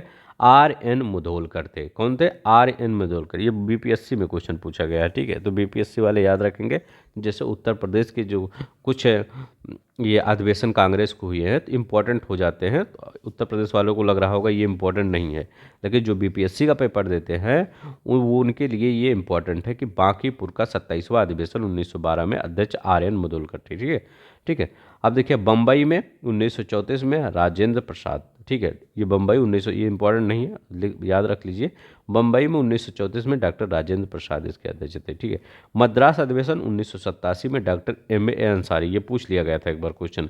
ठीक है, तो एक बार मैं तो यहाँ पर बता ही दिया हूँ, लगभग जितने भी अधिवेशन है, एक मतलब गूगल पे जाइए, वहाँ पर अधिवेशन का लिस्ट अगर आप डालेंगे तो अधिवेशन का लिस्ट आ जाएगा, डेट आ जाएगा। ठीक है, यहाँ पर मैं सब नहीं लिया हूँ, जो घटना चक्र में था वही लिया हूँ। तो वहाँ पर जाके देख के एक बार देख लीजिए, थोड़ा सा एक बार सिर्फ निगाह में देख लीजिए, ताकि अगर ये देखिए ये क्वेश्चन आ गया था आपके पेपर में कि मद्रास अधिवेशन 1927 डॉक्टर M.A. अंसारी। तो मतलब आपको लग रहा होगा पहले कि ये इंपॉर्टेंट नहीं है, तो लेकिन आ जाता है। ठीक है, इसलिए मैं कह रहा हूँ जाके हो सकता है देख लीजिए। लगभग मैक्सिमम मैं यही कवर कर दिया हूँ, कुछ ही छूटा होगा। 1922 में आयोजित गया अधिवेशन में अध्यक्ष कौन थे? चित्तरंजन दास। ठीक है, अब देखिए यहाँ पर देखते हैं नागपुर का 1920 का अधिवेशन बहुत इंपॉर्टेंट है। अध्यक्ष C. विजय राघवाचार्य। ठीक है, ये नागपुर के अधिवेशन में थे। 1907 में रास बिहारी बोस, जब कांग्रेस का गरम दल और नरम दल जो अलग हो गए थे, उस समय क्या थे? रास बिहारी बोस। कैसे याद कर रखेंगे? रास नहीं आ रहा था सभी को, सभी की बातें। ठीक है, इसीलिए ये सब अलग हो गए थे 1907 में। ठीक है, जयपुर में 1948, ये भी इम्पोर्टेंट है कि ये क्योंकि पट्टाभी सीतारामैया थोड़ा सा विवाद भी था 1938-39 में। ठीक है, तो इसीलिए गांधी जी के मतलब प्रिय थे, तो ये सोच रहे थे कि मतलब गांधी जी सोच रहे थे कि ये भी कभी अध्यक्ष बने। तो ये 1948 में अध्यक्ष जाके बने थे। ठीक है, उस समय सुभाष चंद्र बोस बन गए थे क्योंकि वो विजय हुए थे। ठीक है, मतलब इलेक्शन में वही जीते थे। ठीक है, ये हार गए थे। ठीक है, जबकि गांधी जी का सपोर्ट भी इन पे था। ठीक है, तो मतलब सपोर्ट अच्छे व्यक्ति, ये नहीं कि मतलब खराब व्यक्ति थे, लेकिन सुभाष चंद्र बोस उनकी पर्सनालिटी और अलग थी। ठीक है, तो 1948 में जयपुर पट्टाभी सीतारामैया को अध्यक्ष बना दिया गया। अब देखिए दिल्ली में 3 अधिवेशन हुए थे, 18 में, 23 में, 32 में। ठीक है, 1919 का अमृतसर अधिवेशन, ये इंपॉर्टेंट है। 1919 का अमृतसर अधिवेशन, 1919 में अमृतसर। गोपाल कृष्ण गोखले 1905 में बनारस का जो अधिवेशन हुआ था ये। 1920 में कलकत्ता में लाला लाजपत राय कलकत्ता अधिवेशन की अध्यक्षता किए थे 1920 में। ठीक है, 1906 में कलकत्ता में अधिवेशन में दादा भाई नौरोजी। ठीक है, तो दादा भाई नौरोजी 1906 में कलकत्ता के अधिवेशन में, 1920 में कलकत्ता में लाला लाजपत राय। ठीक है, ये याद रखिएगा। 20 एक गुवाहाटी वाला भी याद रखिएगा, 1926 में पूछ लिया गया, कभी हो सकता है, तो याद रख लीजिए। ठीक है, अब देखते हैं यहाँ पर 19, देखिए 1905 और 6 और 7 तीनों याद रखेंगे। अगर 5 की बात करें तो गोपाल कृष्ण गोखले 1905, क्योंकि तीनों आपका पूछता है उसी समय, क्योंकि उसी समय थोड़ा सा बंगाल विभाजन, कांग्रेस, नरम दल, गरम दल, ये सब एक मतलब उस समय वार छिड़ी हुई थी आपस में ही। ठीक है, और इसीलिए थोड़ा सा इम्पोर्टेंट हो जाता है। तो 1905 में गोपाल कृष्ण गोखले, 1906 में दादा भाई नौरोजी, 1907 में रास बिहारी बोस। ठीक है, ये तीनों याद रखिएगा। अगर 1905 की बात करें तो बनारस में हुआ था ये अधिवेशन, 1906 की बात करें तो कलकत्ता में। ये तीनों याद कर लीजिए इसमें, और कुछ याद करिए चाहे न याद करिए। ठीक है, और 1907 में सूरत में रास बिहारी बोस, तीनों याद कर लीजिए। 1888 में सर सैयद अहमद खान ने एक संयुक्त भारतीय राजभक्त सभा बनाई जिसका उद्देश्य कांग्रेस के प्रचार को निसफल करना। तो अभी जो हम यहाँ बता रहे थे आपको कि कांग्रेस से कभी संबंध नहीं, सैयद सैयद अहमद खान ये कांग्रेस के विचारों को निष्फल करने के लिए उन्होंने एक सभा बनाई थी, संयुक्त भारतीय राजभक्त सभा। ठीक है, ये इसी से क्या करते थे, कांग्रेस के प्रचार को निसफल करते थे 1888 में। ठीक है, अब देखिए यहाँ पर एनी बेसेंट के बारे में बात करते हैं। ठीक है, एनी बेसेंट भारतीय राष्ट्रीय कांग्रेस की प्रथम महिला अध्यक्ष थी। ठीक है, प्रथम महिला अध्यक्ष एनी बेसेंट। अगर प्रथम भारतीय महिला अध्यक्ष पूछा जाए सरोजनी नायडू बताइएगा। ठीक है, महात्मा गांधी 1924 में बेलगाम अधिवेशन की अध्यक्षता किए थे। सरोजनी नायडू प्रथम भारतीय महिला थी 1925 में कानपुर के अधिवेशन में, ये सब सिंपल ही है। कराची अधिवेशन 1931 में मौलिक अधिकार की मांग किया गया था, अध्यक्ष वल्लभ भाई पटेल। ठीक है, हरिपुरा अधिवेशन सुभाष चंद्र बोस। ठीक है, हरिपुरा अधिवेशन से कौन थे, सुभाष चंद्र बोस। जेबी कृपलानी। ठीक है, भारत की स्वतंत्रता के समय भारतीय राष्ट्रीय कांग्रेस के अध्यक्ष। तो यही क्वेश्चन बार बार पूछ लेता है कि भारतीय स्वतंत्रता के समय भारतीय राष्ट्रीय कांग्रेस के अध्यक्ष कौन थे, तो जेबी कृपलानी थे। ठीक है, भारतीय स्वतंत्रता के समय। तो इनके बारे में ये फैक्ट याद रखिएगा। ठीक है, अब यहाँ पर देखिए, आप अगर चैनल को सब्सक्राइब नहीं किए हैं तो प्लीज़ कर लीजिएगा। हर एक चीज़ें आपको, हर एक डायग्राम ढूंढने में थोड़ा सा समय लगता है। ठीक है, आप सबसे यही रिक्वेस्ट रहती है, मैं पेड नहीं लाऊंगा आपके पेपर तक कभी भी। ठीक है, जब भी हमको मतलब कभी भी मुझे नहीं लगता कि आपको पेड करने की किसी चीज़ की ज़रूरत है। ठीक है, आप सब यहाँ पर फ्री ऑफ कॉस्ट पढ़िए। ठीक है, अब यहाँ पर देखते हैं महत्वपूर्ण तथ्य क्या है। बाल गंगाधर तिलक को भारत का अशांति का जनक किसने कहा था, सर वैलेंटाइन सिरोल ने कहा था। याद रखिएगा, किसने कहा था, सर वैलेंटाइन सिरोल ने कहा था। देश में पहली राजनीतिक हड़ताल की गई थी बम्बई के कपड़ा मजदूरों द्वारा। ठीक है, तो देश में अगर मैं पूछूं कि प्रथम हड़ताल कब की गई थी, तो ये बम्बई के कपड़ा मजदूरों द्वारा की गई थी। ठीक है, तो ये याद रखिएगा, राजनीतिक। ठीक है, वैसे तो बहुत हड़ताल हुई थी, देश की पहली राजनीतिक हड़ताल। ठीक है, तो यही होगा। श्रीमद् भगवत गीता रहस्य के पुस्तक के लेखक कौन थे, तो यहाँ लिखा गया श्रीमद् भगवत गीता रहस्य। ठीक है, नहीं तो आप भगवत गीता अलग कर दें, वो अलग लिखे थे। ठीक है, तो भगवत गीता रहस्य की पुस्तक के लेखक बाल गंगाधर तिलक थे। ठीक है, ये याद रखेंगे। लाला लाजपत राय ने अपनी राजनीतिक गुरु किसको माना था, तो लाला लाजपत राय ने अपना राजनीतिक गुरु मैजनी को माना था। एक एक क्वेश्चन हमने यहाँ पर लिख दिया है। शेरे पंजाब कहा जाता है, लाला लाजपत राय को शेरे पंजाब कहा जाता है। ठीक है, कांग्रेस का नरम और गरम दल में बंटवारा कब हुआ था, अभी हमने बताया था 1907 में। सूरत के अधिवेशन में रास नहीं आया था, रास बिहारी बोस। 1907 में कांग्रेस के सूरत अधिवेशन के अध्यक्ष कौन थे, रास बिहारी घोष। ठीक है, ठीक, याद रखेंगे, रास बिहारी घोष।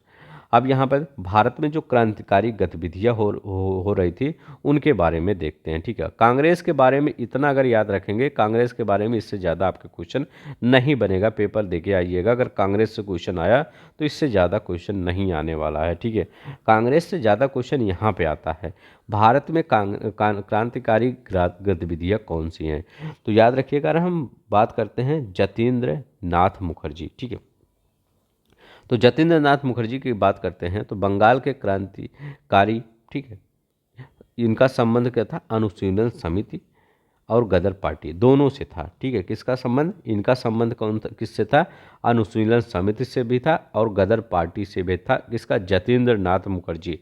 अगर आपसे पूछे ऑप्शन में अनुशीलन समिति दिया रहे तो उसको लगाइए, गदर पार्टी दिया रहे तो उससे लगाइए। अन्य नाम इनका क्या था, बाघा जतिन नाम था। इनका अन्य नाम क्या था, बाघा जतिन नाम था। ठीक है, ये याद रखेंगे। अब देखिए, स्थापना कब हुई थी, 1924 में हुई थी। किसकी, हिंदुस्तान रिपब्लिकन एसोसिएशन की बात कर रहे हैं। इसकी स्थापना कब हुई थी, 1924 में हुई थी। कहाँ पर हुई थी स्थापना, कानपुर में। देखिए, दो चीज़ें हैं, हिंदुस्तान अगर सोशलिस्ट लग जाए तो वो दिल्ली में स्थापना हुई थी। अगर सिर्फ यहाँ पर देखिए, यहाँ पर हिंदुस्तान रिपब्लिकन एसोसिएशन दिया गया है, सिर्फ अगर यही दिया रहे, ठीक है, HRA, अगर HRA दिया रहे तो ये आप कानपुर में लगाएंगे। इसकी स्थापना कानपुर में हुई थी। जब HSRA दिया रहे तो इसकी स्थापना फिरोज शाह कोटला मैदान में दिल्ली में हुई थी। ये दोनों अंतर है, ठीक है। 1924 में संस्थापक कौन थे इसके, जो हिंदुस्तान रिपब्लिकन एसोसिएशन के, सबसे ज़्यादा इंपॉर्टेंट यही है, इंपॉर्टेंट लगा लीजिए। सचिंद्र नाथ सन्याल अध्यक्ष थे, राम प्रसाद बिस्मिल थे, जोकेश चंद्र चटर्जी थे, चंद्रशेखर आज़ाद थे, ठीक है। अब देखते हैं यहाँ पर चंद्रशेखर आज़ाद का नाम याद रखिएगा, ठीक है। सचिंद्र सन्याल का, बिस्मिल का, जोगेश चंद्र चटर्जी का। अब देखिए काकोरी एक्शन, मतलब ट्रेन एक्शन के बारे में बात करते हैं। पहले ये क्या था, काकोरी कांड के नाम से जाना जाता था, लेकिन अब ये काकोरी ट्रेन एक्शन के नाम से जाना जाता है। अभी आपके उत्तर प्रदेश में इसका शताब्दी वर्ष चल रहा है, ठीक है। तो ये भी हिस्ट्री का एक करंट का क्वेश्चन है, शताब्दी वर्ष किसका चल रहा है, इसी काकोरी का ही चल रहा है, ठीक है। मतलब योगी जी ने बताया, ठीक है, अभी इसी 9 अगस्त 1924 को, ठीक है। अभी जब 25 आएगा, जब 9 अगस्त 1925 आएगा तो शताब्दी वर्ष वहाँ पर कंप्लीट हो जाएगा, ठीक है। तो 9 अगस्त 1925 को ये काकोरी कांड हुआ था। ये डेट याद रखिएगा, इस बार आपसे काकोरी ट्रेन एक्शन के बारे में क्वेश्चन आएगा, ठीक है। स्थान काकोरी है, कहाँ पर है ये, 8 डाउन लखनऊ पैसेंजर ट्रेन में सरकारी खजाना लूटा गया था, ठीक है। ये काकोरी लखनऊ के आसपास का क्षेत्र है, ठीक है। चंद्रशेखर आज़ाद क्या हुए थे, इसमें फरार हो गए थे। 21 क्रांतिकारी आरोपी और 43 गिरफ्तार हुए थे, ठीक है। अब यहाँ पर देखते क्रांतिकारी फांसी स्थल, इसमें अगर जो तीनों लोग को ये 4 लोग को फांसी दी गई थी, इसमें राम प्रसाद बिस्मिल गोरखपुर में, अशफाक उल्ला खान अयोध्या फैजाबाद में, जिसको पुराना नाम था, राजेंद्र लाहिड़ी को कहाँ फांसी दी गई थी, गोंडा में, रोशन लाल को प्रयागराज में फांसी दी गई थी। तो याद रखेंगे, ये इम्पोर्टेंट है कि किनको कहाँ फांसी दी गई थी। तो राम प्रसाद बिस्मिल को गोरखपुर में फांसी दी गई थी, अशफाक उल्ला खान को फैजाबाद में, रोशन लाल को इलाहाबाद में फांसी दी गई थी, राजेंद्र लाहिड़ी को गोंडा में, ठीक है। अब देखिए, अगर हम देखते हैं प्रमुख नरमपंथी और गरमपंथी, तो प्रमुख गरमपंथी पहले नेता देखते हैं। तो लाल बाल पाल, आपको याद होगा, लाला लाजपत राय, बाल गंगाधर बिपिन चंद्र पाल, और अरविंद घोष का भी नाम याद रखिएगा, ये भी बहुत इंपॉर्टेंट है। ये भी क्या है, गरमपंथी नेता, ठीक है। अगर हम बात करते हैं ये नरमपंथी, तो दादा भाई नौरोजी, फिरोज शाह मेहता, दिनसा वाचा, सुरेंद्र नाथ बनर्जी, बोमेश चंद्र बनर्जी, ये सब क्या थे, ये सब नरमपंथी नेता थे, उदारवादी नेता थे, ठीक है। चलते हैं यहाँ पर हिंदुस्तान सोशलिस्ट रिपब्लिकन एसोसिएशन की बात अगर हम करते हैं, तो हिंदुस्तान अगर सोशलिस्ट रिपब्लिकन एसोसिएशन की बात करते हैं, स्थापना 1928 में हुई थी, दिल्ली फिरोज शाह कोटला मैदान, ठीक है, स्थान दिल्ली है, ठीक है। अब देखिए, स्थापना चंद्रशेखर आज़ाद के नेतृत्व में हुआ था। अगर HSRA की बात करें तो इसका स्थापना किसके नेतृत्व में हुआ था, ये चंद्रशेखर आज़ाद के नेतृत्व। अगर HRA की बात करें, HRA की बात करें, तो सचिंद्र नाथ सन्याल उसके अध्यक्ष थे, ठीक है। HRA के अध्यक्ष कौन थे, सचिंद्र नाथ सन्याल, और इसकी स्थापना का नेतृत्व कौन किया था, चंद्रशेखर आज़ाद, ठीक है। अब यहाँ पर भगत सिंह के बारे में थोड़ा सा देख लेते हैं। भगत सिंह दिसंबर 1928 में क्या हुआ था, दिसंबर 1928 में इन्होंने सैंडर्स की हत्या कर दी थी। 8 अप्रैल 1929 में बटुकेश्वर के साथ केंद्रीय विधानसभा में बम फेंका था।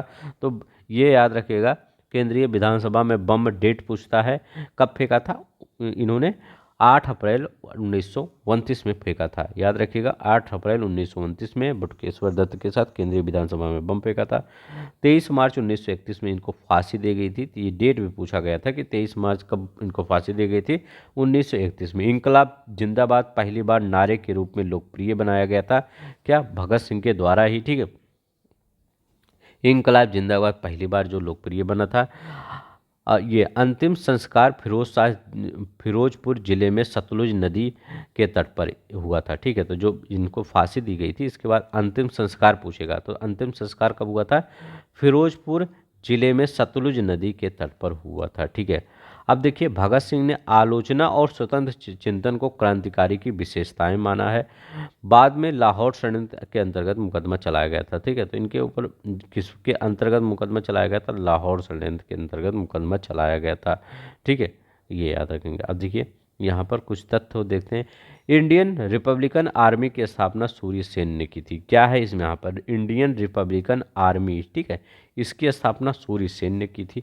जेल में राजनीतिक दर्जे का बंदी का दर्जा प्राप्त करने के लिए भूख हड़ताल की थी जतिन दास ने, ठीक है, 63 दिन तक भूख हड़ताल किए थे जतिन दास ने राजनीतिक बंदी का दर्जा प्राप्त करने के लिए। अपने समाचार पत्र वंदे मातरम को में निष्क्रिय विरोध के सिद्धांत का प्रतिपादन किया, ये अरविंद घोष। अब इनकी पुस्तक भी याद रखिएगा, वंदे मातरम, ठीक है। लाला लाजपत राय की भी वंदे मातरम है, उर्दू भाषा में उनकी है।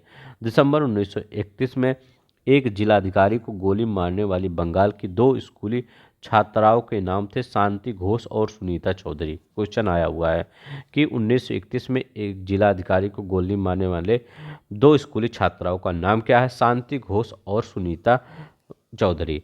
फॉरवर्ड ब्लॉक की स्थापना की थी, तो सुभाष चंद्र बोस ने फॉरवर्ड ब्लॉक की स्थापना किए थे।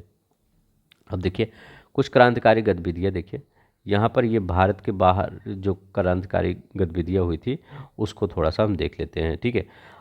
देखिए श्याम जी कृष्ण वर्मा इंडिया हाउस, ठीक है, याद रखेंगे इंडिया हाउस की आधारशिला इंडियन होम रूल सोसाइटी द्वारा किया गया था। तो किसने किया था, श्याम जी कृष्ण वर्मा ने इंडिया हाउस की आधारशिला इंडिया होम रूल सोसाइटी द्वारा किया गया था।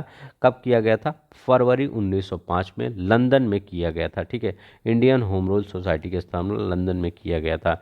द इंडियन सोशोलॉजिस्ट नामक समाचार पत्र का प्रकाशन भी किया गया था श्याम जी कृष्ण वर्मा के द्वारा, क्या, इंडियन सोशोलॉजिस्ट का, ठीक है। हिंदुस्तान गदर पार्टी का स्थापना 1 अप्रैल 1913 में हुआ था। उद्देश्य पराधीन भारत को अंग्रेजों से स्वतंत्र कराना, ठीक है। मुख्यालय कहाँ था, सैन फ्रांसिस्को में, संयुक्त राज्य अमेरिका, ठीक है। इसका मुख्यालय हिंदुस्तान गदर पार्टी का मुख्यालय था। लाठी क्लब की बात करते हैं, ये क्वेश्चन आया था।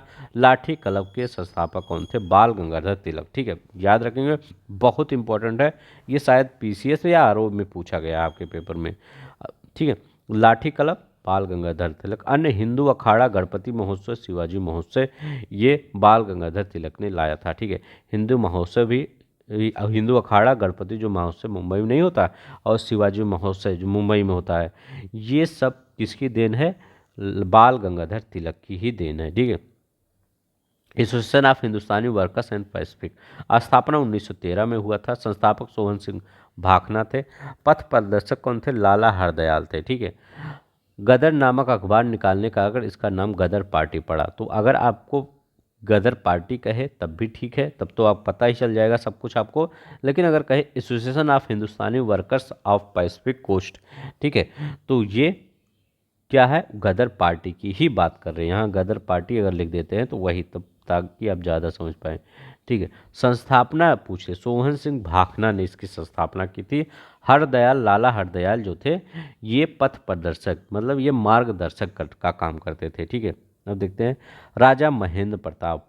अब देखिए जिनकी सरकार बनी थी विदेशों में, अफगानिस्तान में, बरकतुल्ला के साथ 1915 में काबुल में भारत की प्रथम अस्थायी सरकार का गठन किया था राजा महेंद्र प्रताप ने, ठीक है। मतलब हमारे देश के लोग भारत में जाके सरकार का गठन कर लिए गए थे, ठीक है।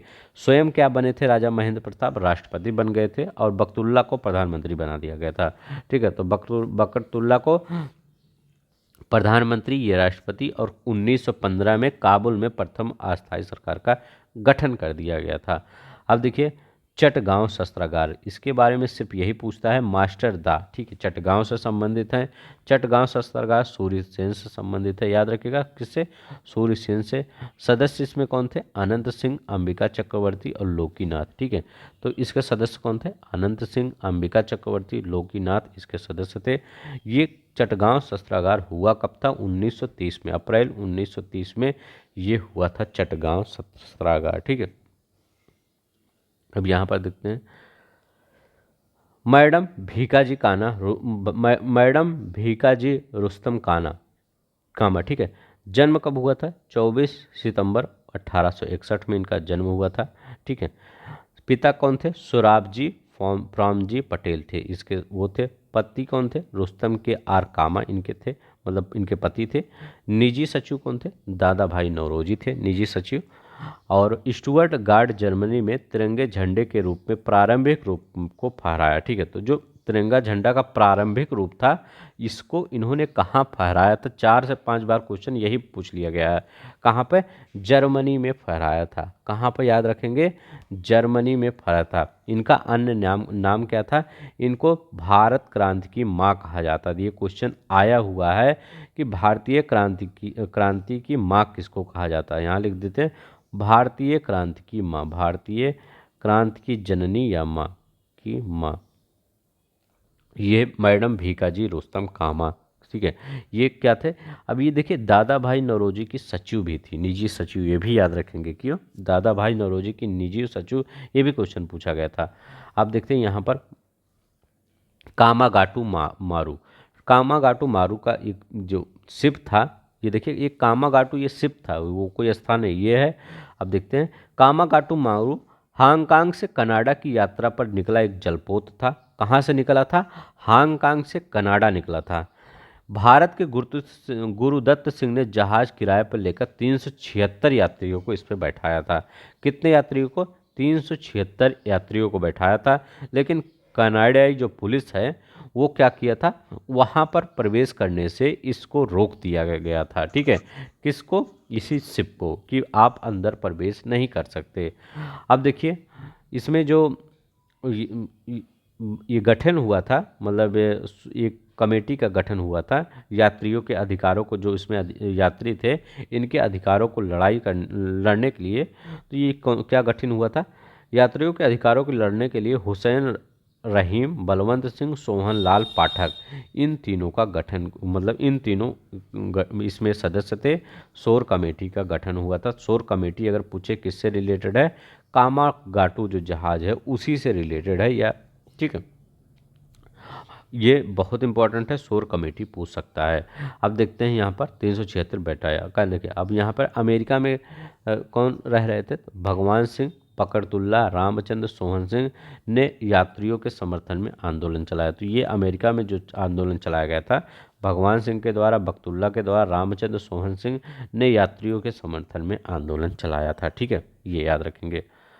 अब देखिए यहाँ पर कुछ छूट गया था जो भारत में ही क्रांतिकारी आंदोलन हुए थे, उनको थोड़ा सा देख लेते हैं। ठीक है, क्योंकि मैं सोचता हूँ कुछ छोटे नहीं, चाहे पेज के इस साइड मतलब सीक्वेंस में अगर ना हो तब भी आपको याद रहे, ताकि आप जब पीडीएफ पढ़ें तो ज़्यादा से ज़्यादा कंटेंट आप ले सकें। ठीक है, ताकि वहाँ पर कोई भी क्वेश्चन ना स्किप कर पाएँ आप।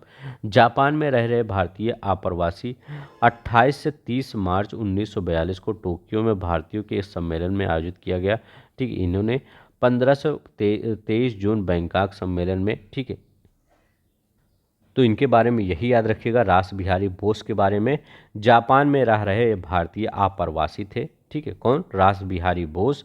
कौन? भारतीय आप्रवासी, मतलब यहाँ से जाके वहाँ जापान में बसे थे। ठीक है, अब देखिए दूसरी बात क्या है? 18 से 30 मार्च 1942 में टोक्यो में भारतीयों के एक सम्मेलन का आयोजन किया था इन्होंने। कब? 18 से 30 मार्च 1942 में टोक्यो में एक सम्मेलन का आयोजन किया था। इसके बाद 15 से 23 जून बैंकॉक में एक सम्मेलन किया था।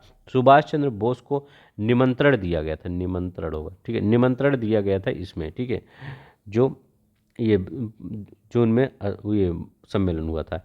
इसके बाद इंडियन इंडिपेंडेंस लीग, सबसे इम्पोर्टेंट कौन सा? यही है, इंडियन इंडिपेंडेंस लीग। ठीक है, इसी की स्थापना किए थे। तो ये जो बाहर की गतिविधियां हैं, वहाँ पर जो मतलब भारत के बाहर की गतिविधियां थी, ये थी, चाहे रास बिहारी बोस की थी, चाहे ये कामागाटू मारू, मैडम भीकाजी कामा, राजा महेंद्र प्रताप, या गदर पार्टी की बात करते हैं।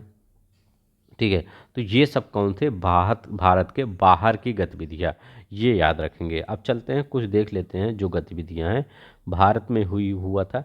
अभिनव भारत, ठीक है, अभिनव भारत ये मतलब स्थापना कब हुआ था? तो याद रखिएगा 1904 में। ठीक है, वर्ष 1904 में स्थापना हुआ था। पहले ही स्थापना हो गया था 1899 में मित्र मेला के नाम से। अभिनव भारत की पहले ही स्थापना हुई था, किसके नाम पे? मित्र मेला के नाम पर इसका स्थापना हुआ था। कहाँ पर स्थान है ये अभिनव भारत? नासिक में। ठीक है, मैं ये प्लेस क्यों बताता हूँ?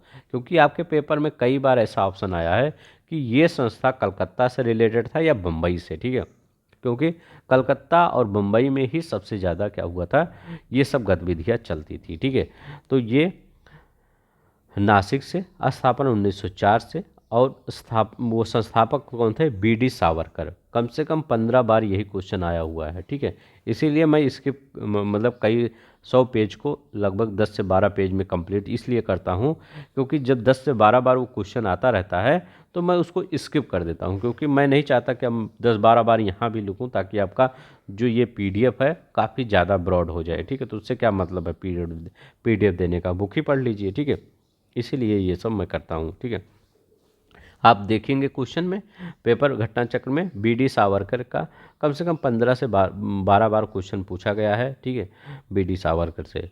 ठीक है, तो हमने सिर्फ यही एक लाइन में बता दिया। ठीक है, बता नहीं दिया, यही क्वेश्चन आया है, बस इससे ज़्यादा कुछ पूछा भी नहीं गया। ठीक है, हेडगेवार ने 27 सितंबर 1925 को राष्ट्रीय स्वयंसेवक संघ की स्थापना की थी। किसने, हेडगेवार ने किसकी स्थापना, राष्ट्रीय स्वयंसेवक संघ की स्थापना किया था।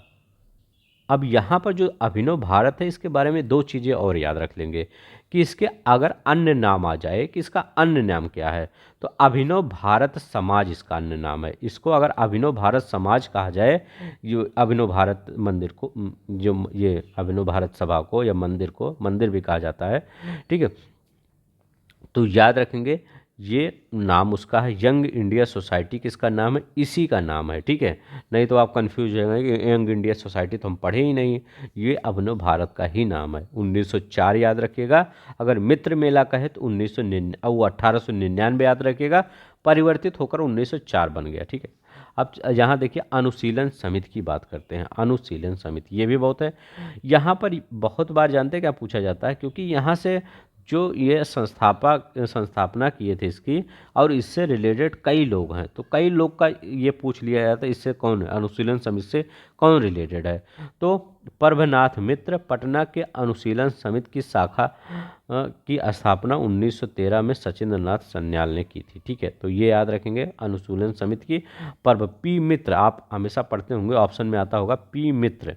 ठीक है, तो अनुशीलन समिति यही प्रभनाथ मित्र को पी मित्र कहा जाता है। ठीक है, अनुशीलन समिति की स्थापना। ठीक है, बीपीएससी 2021 में यही क्वेश्चन आया था।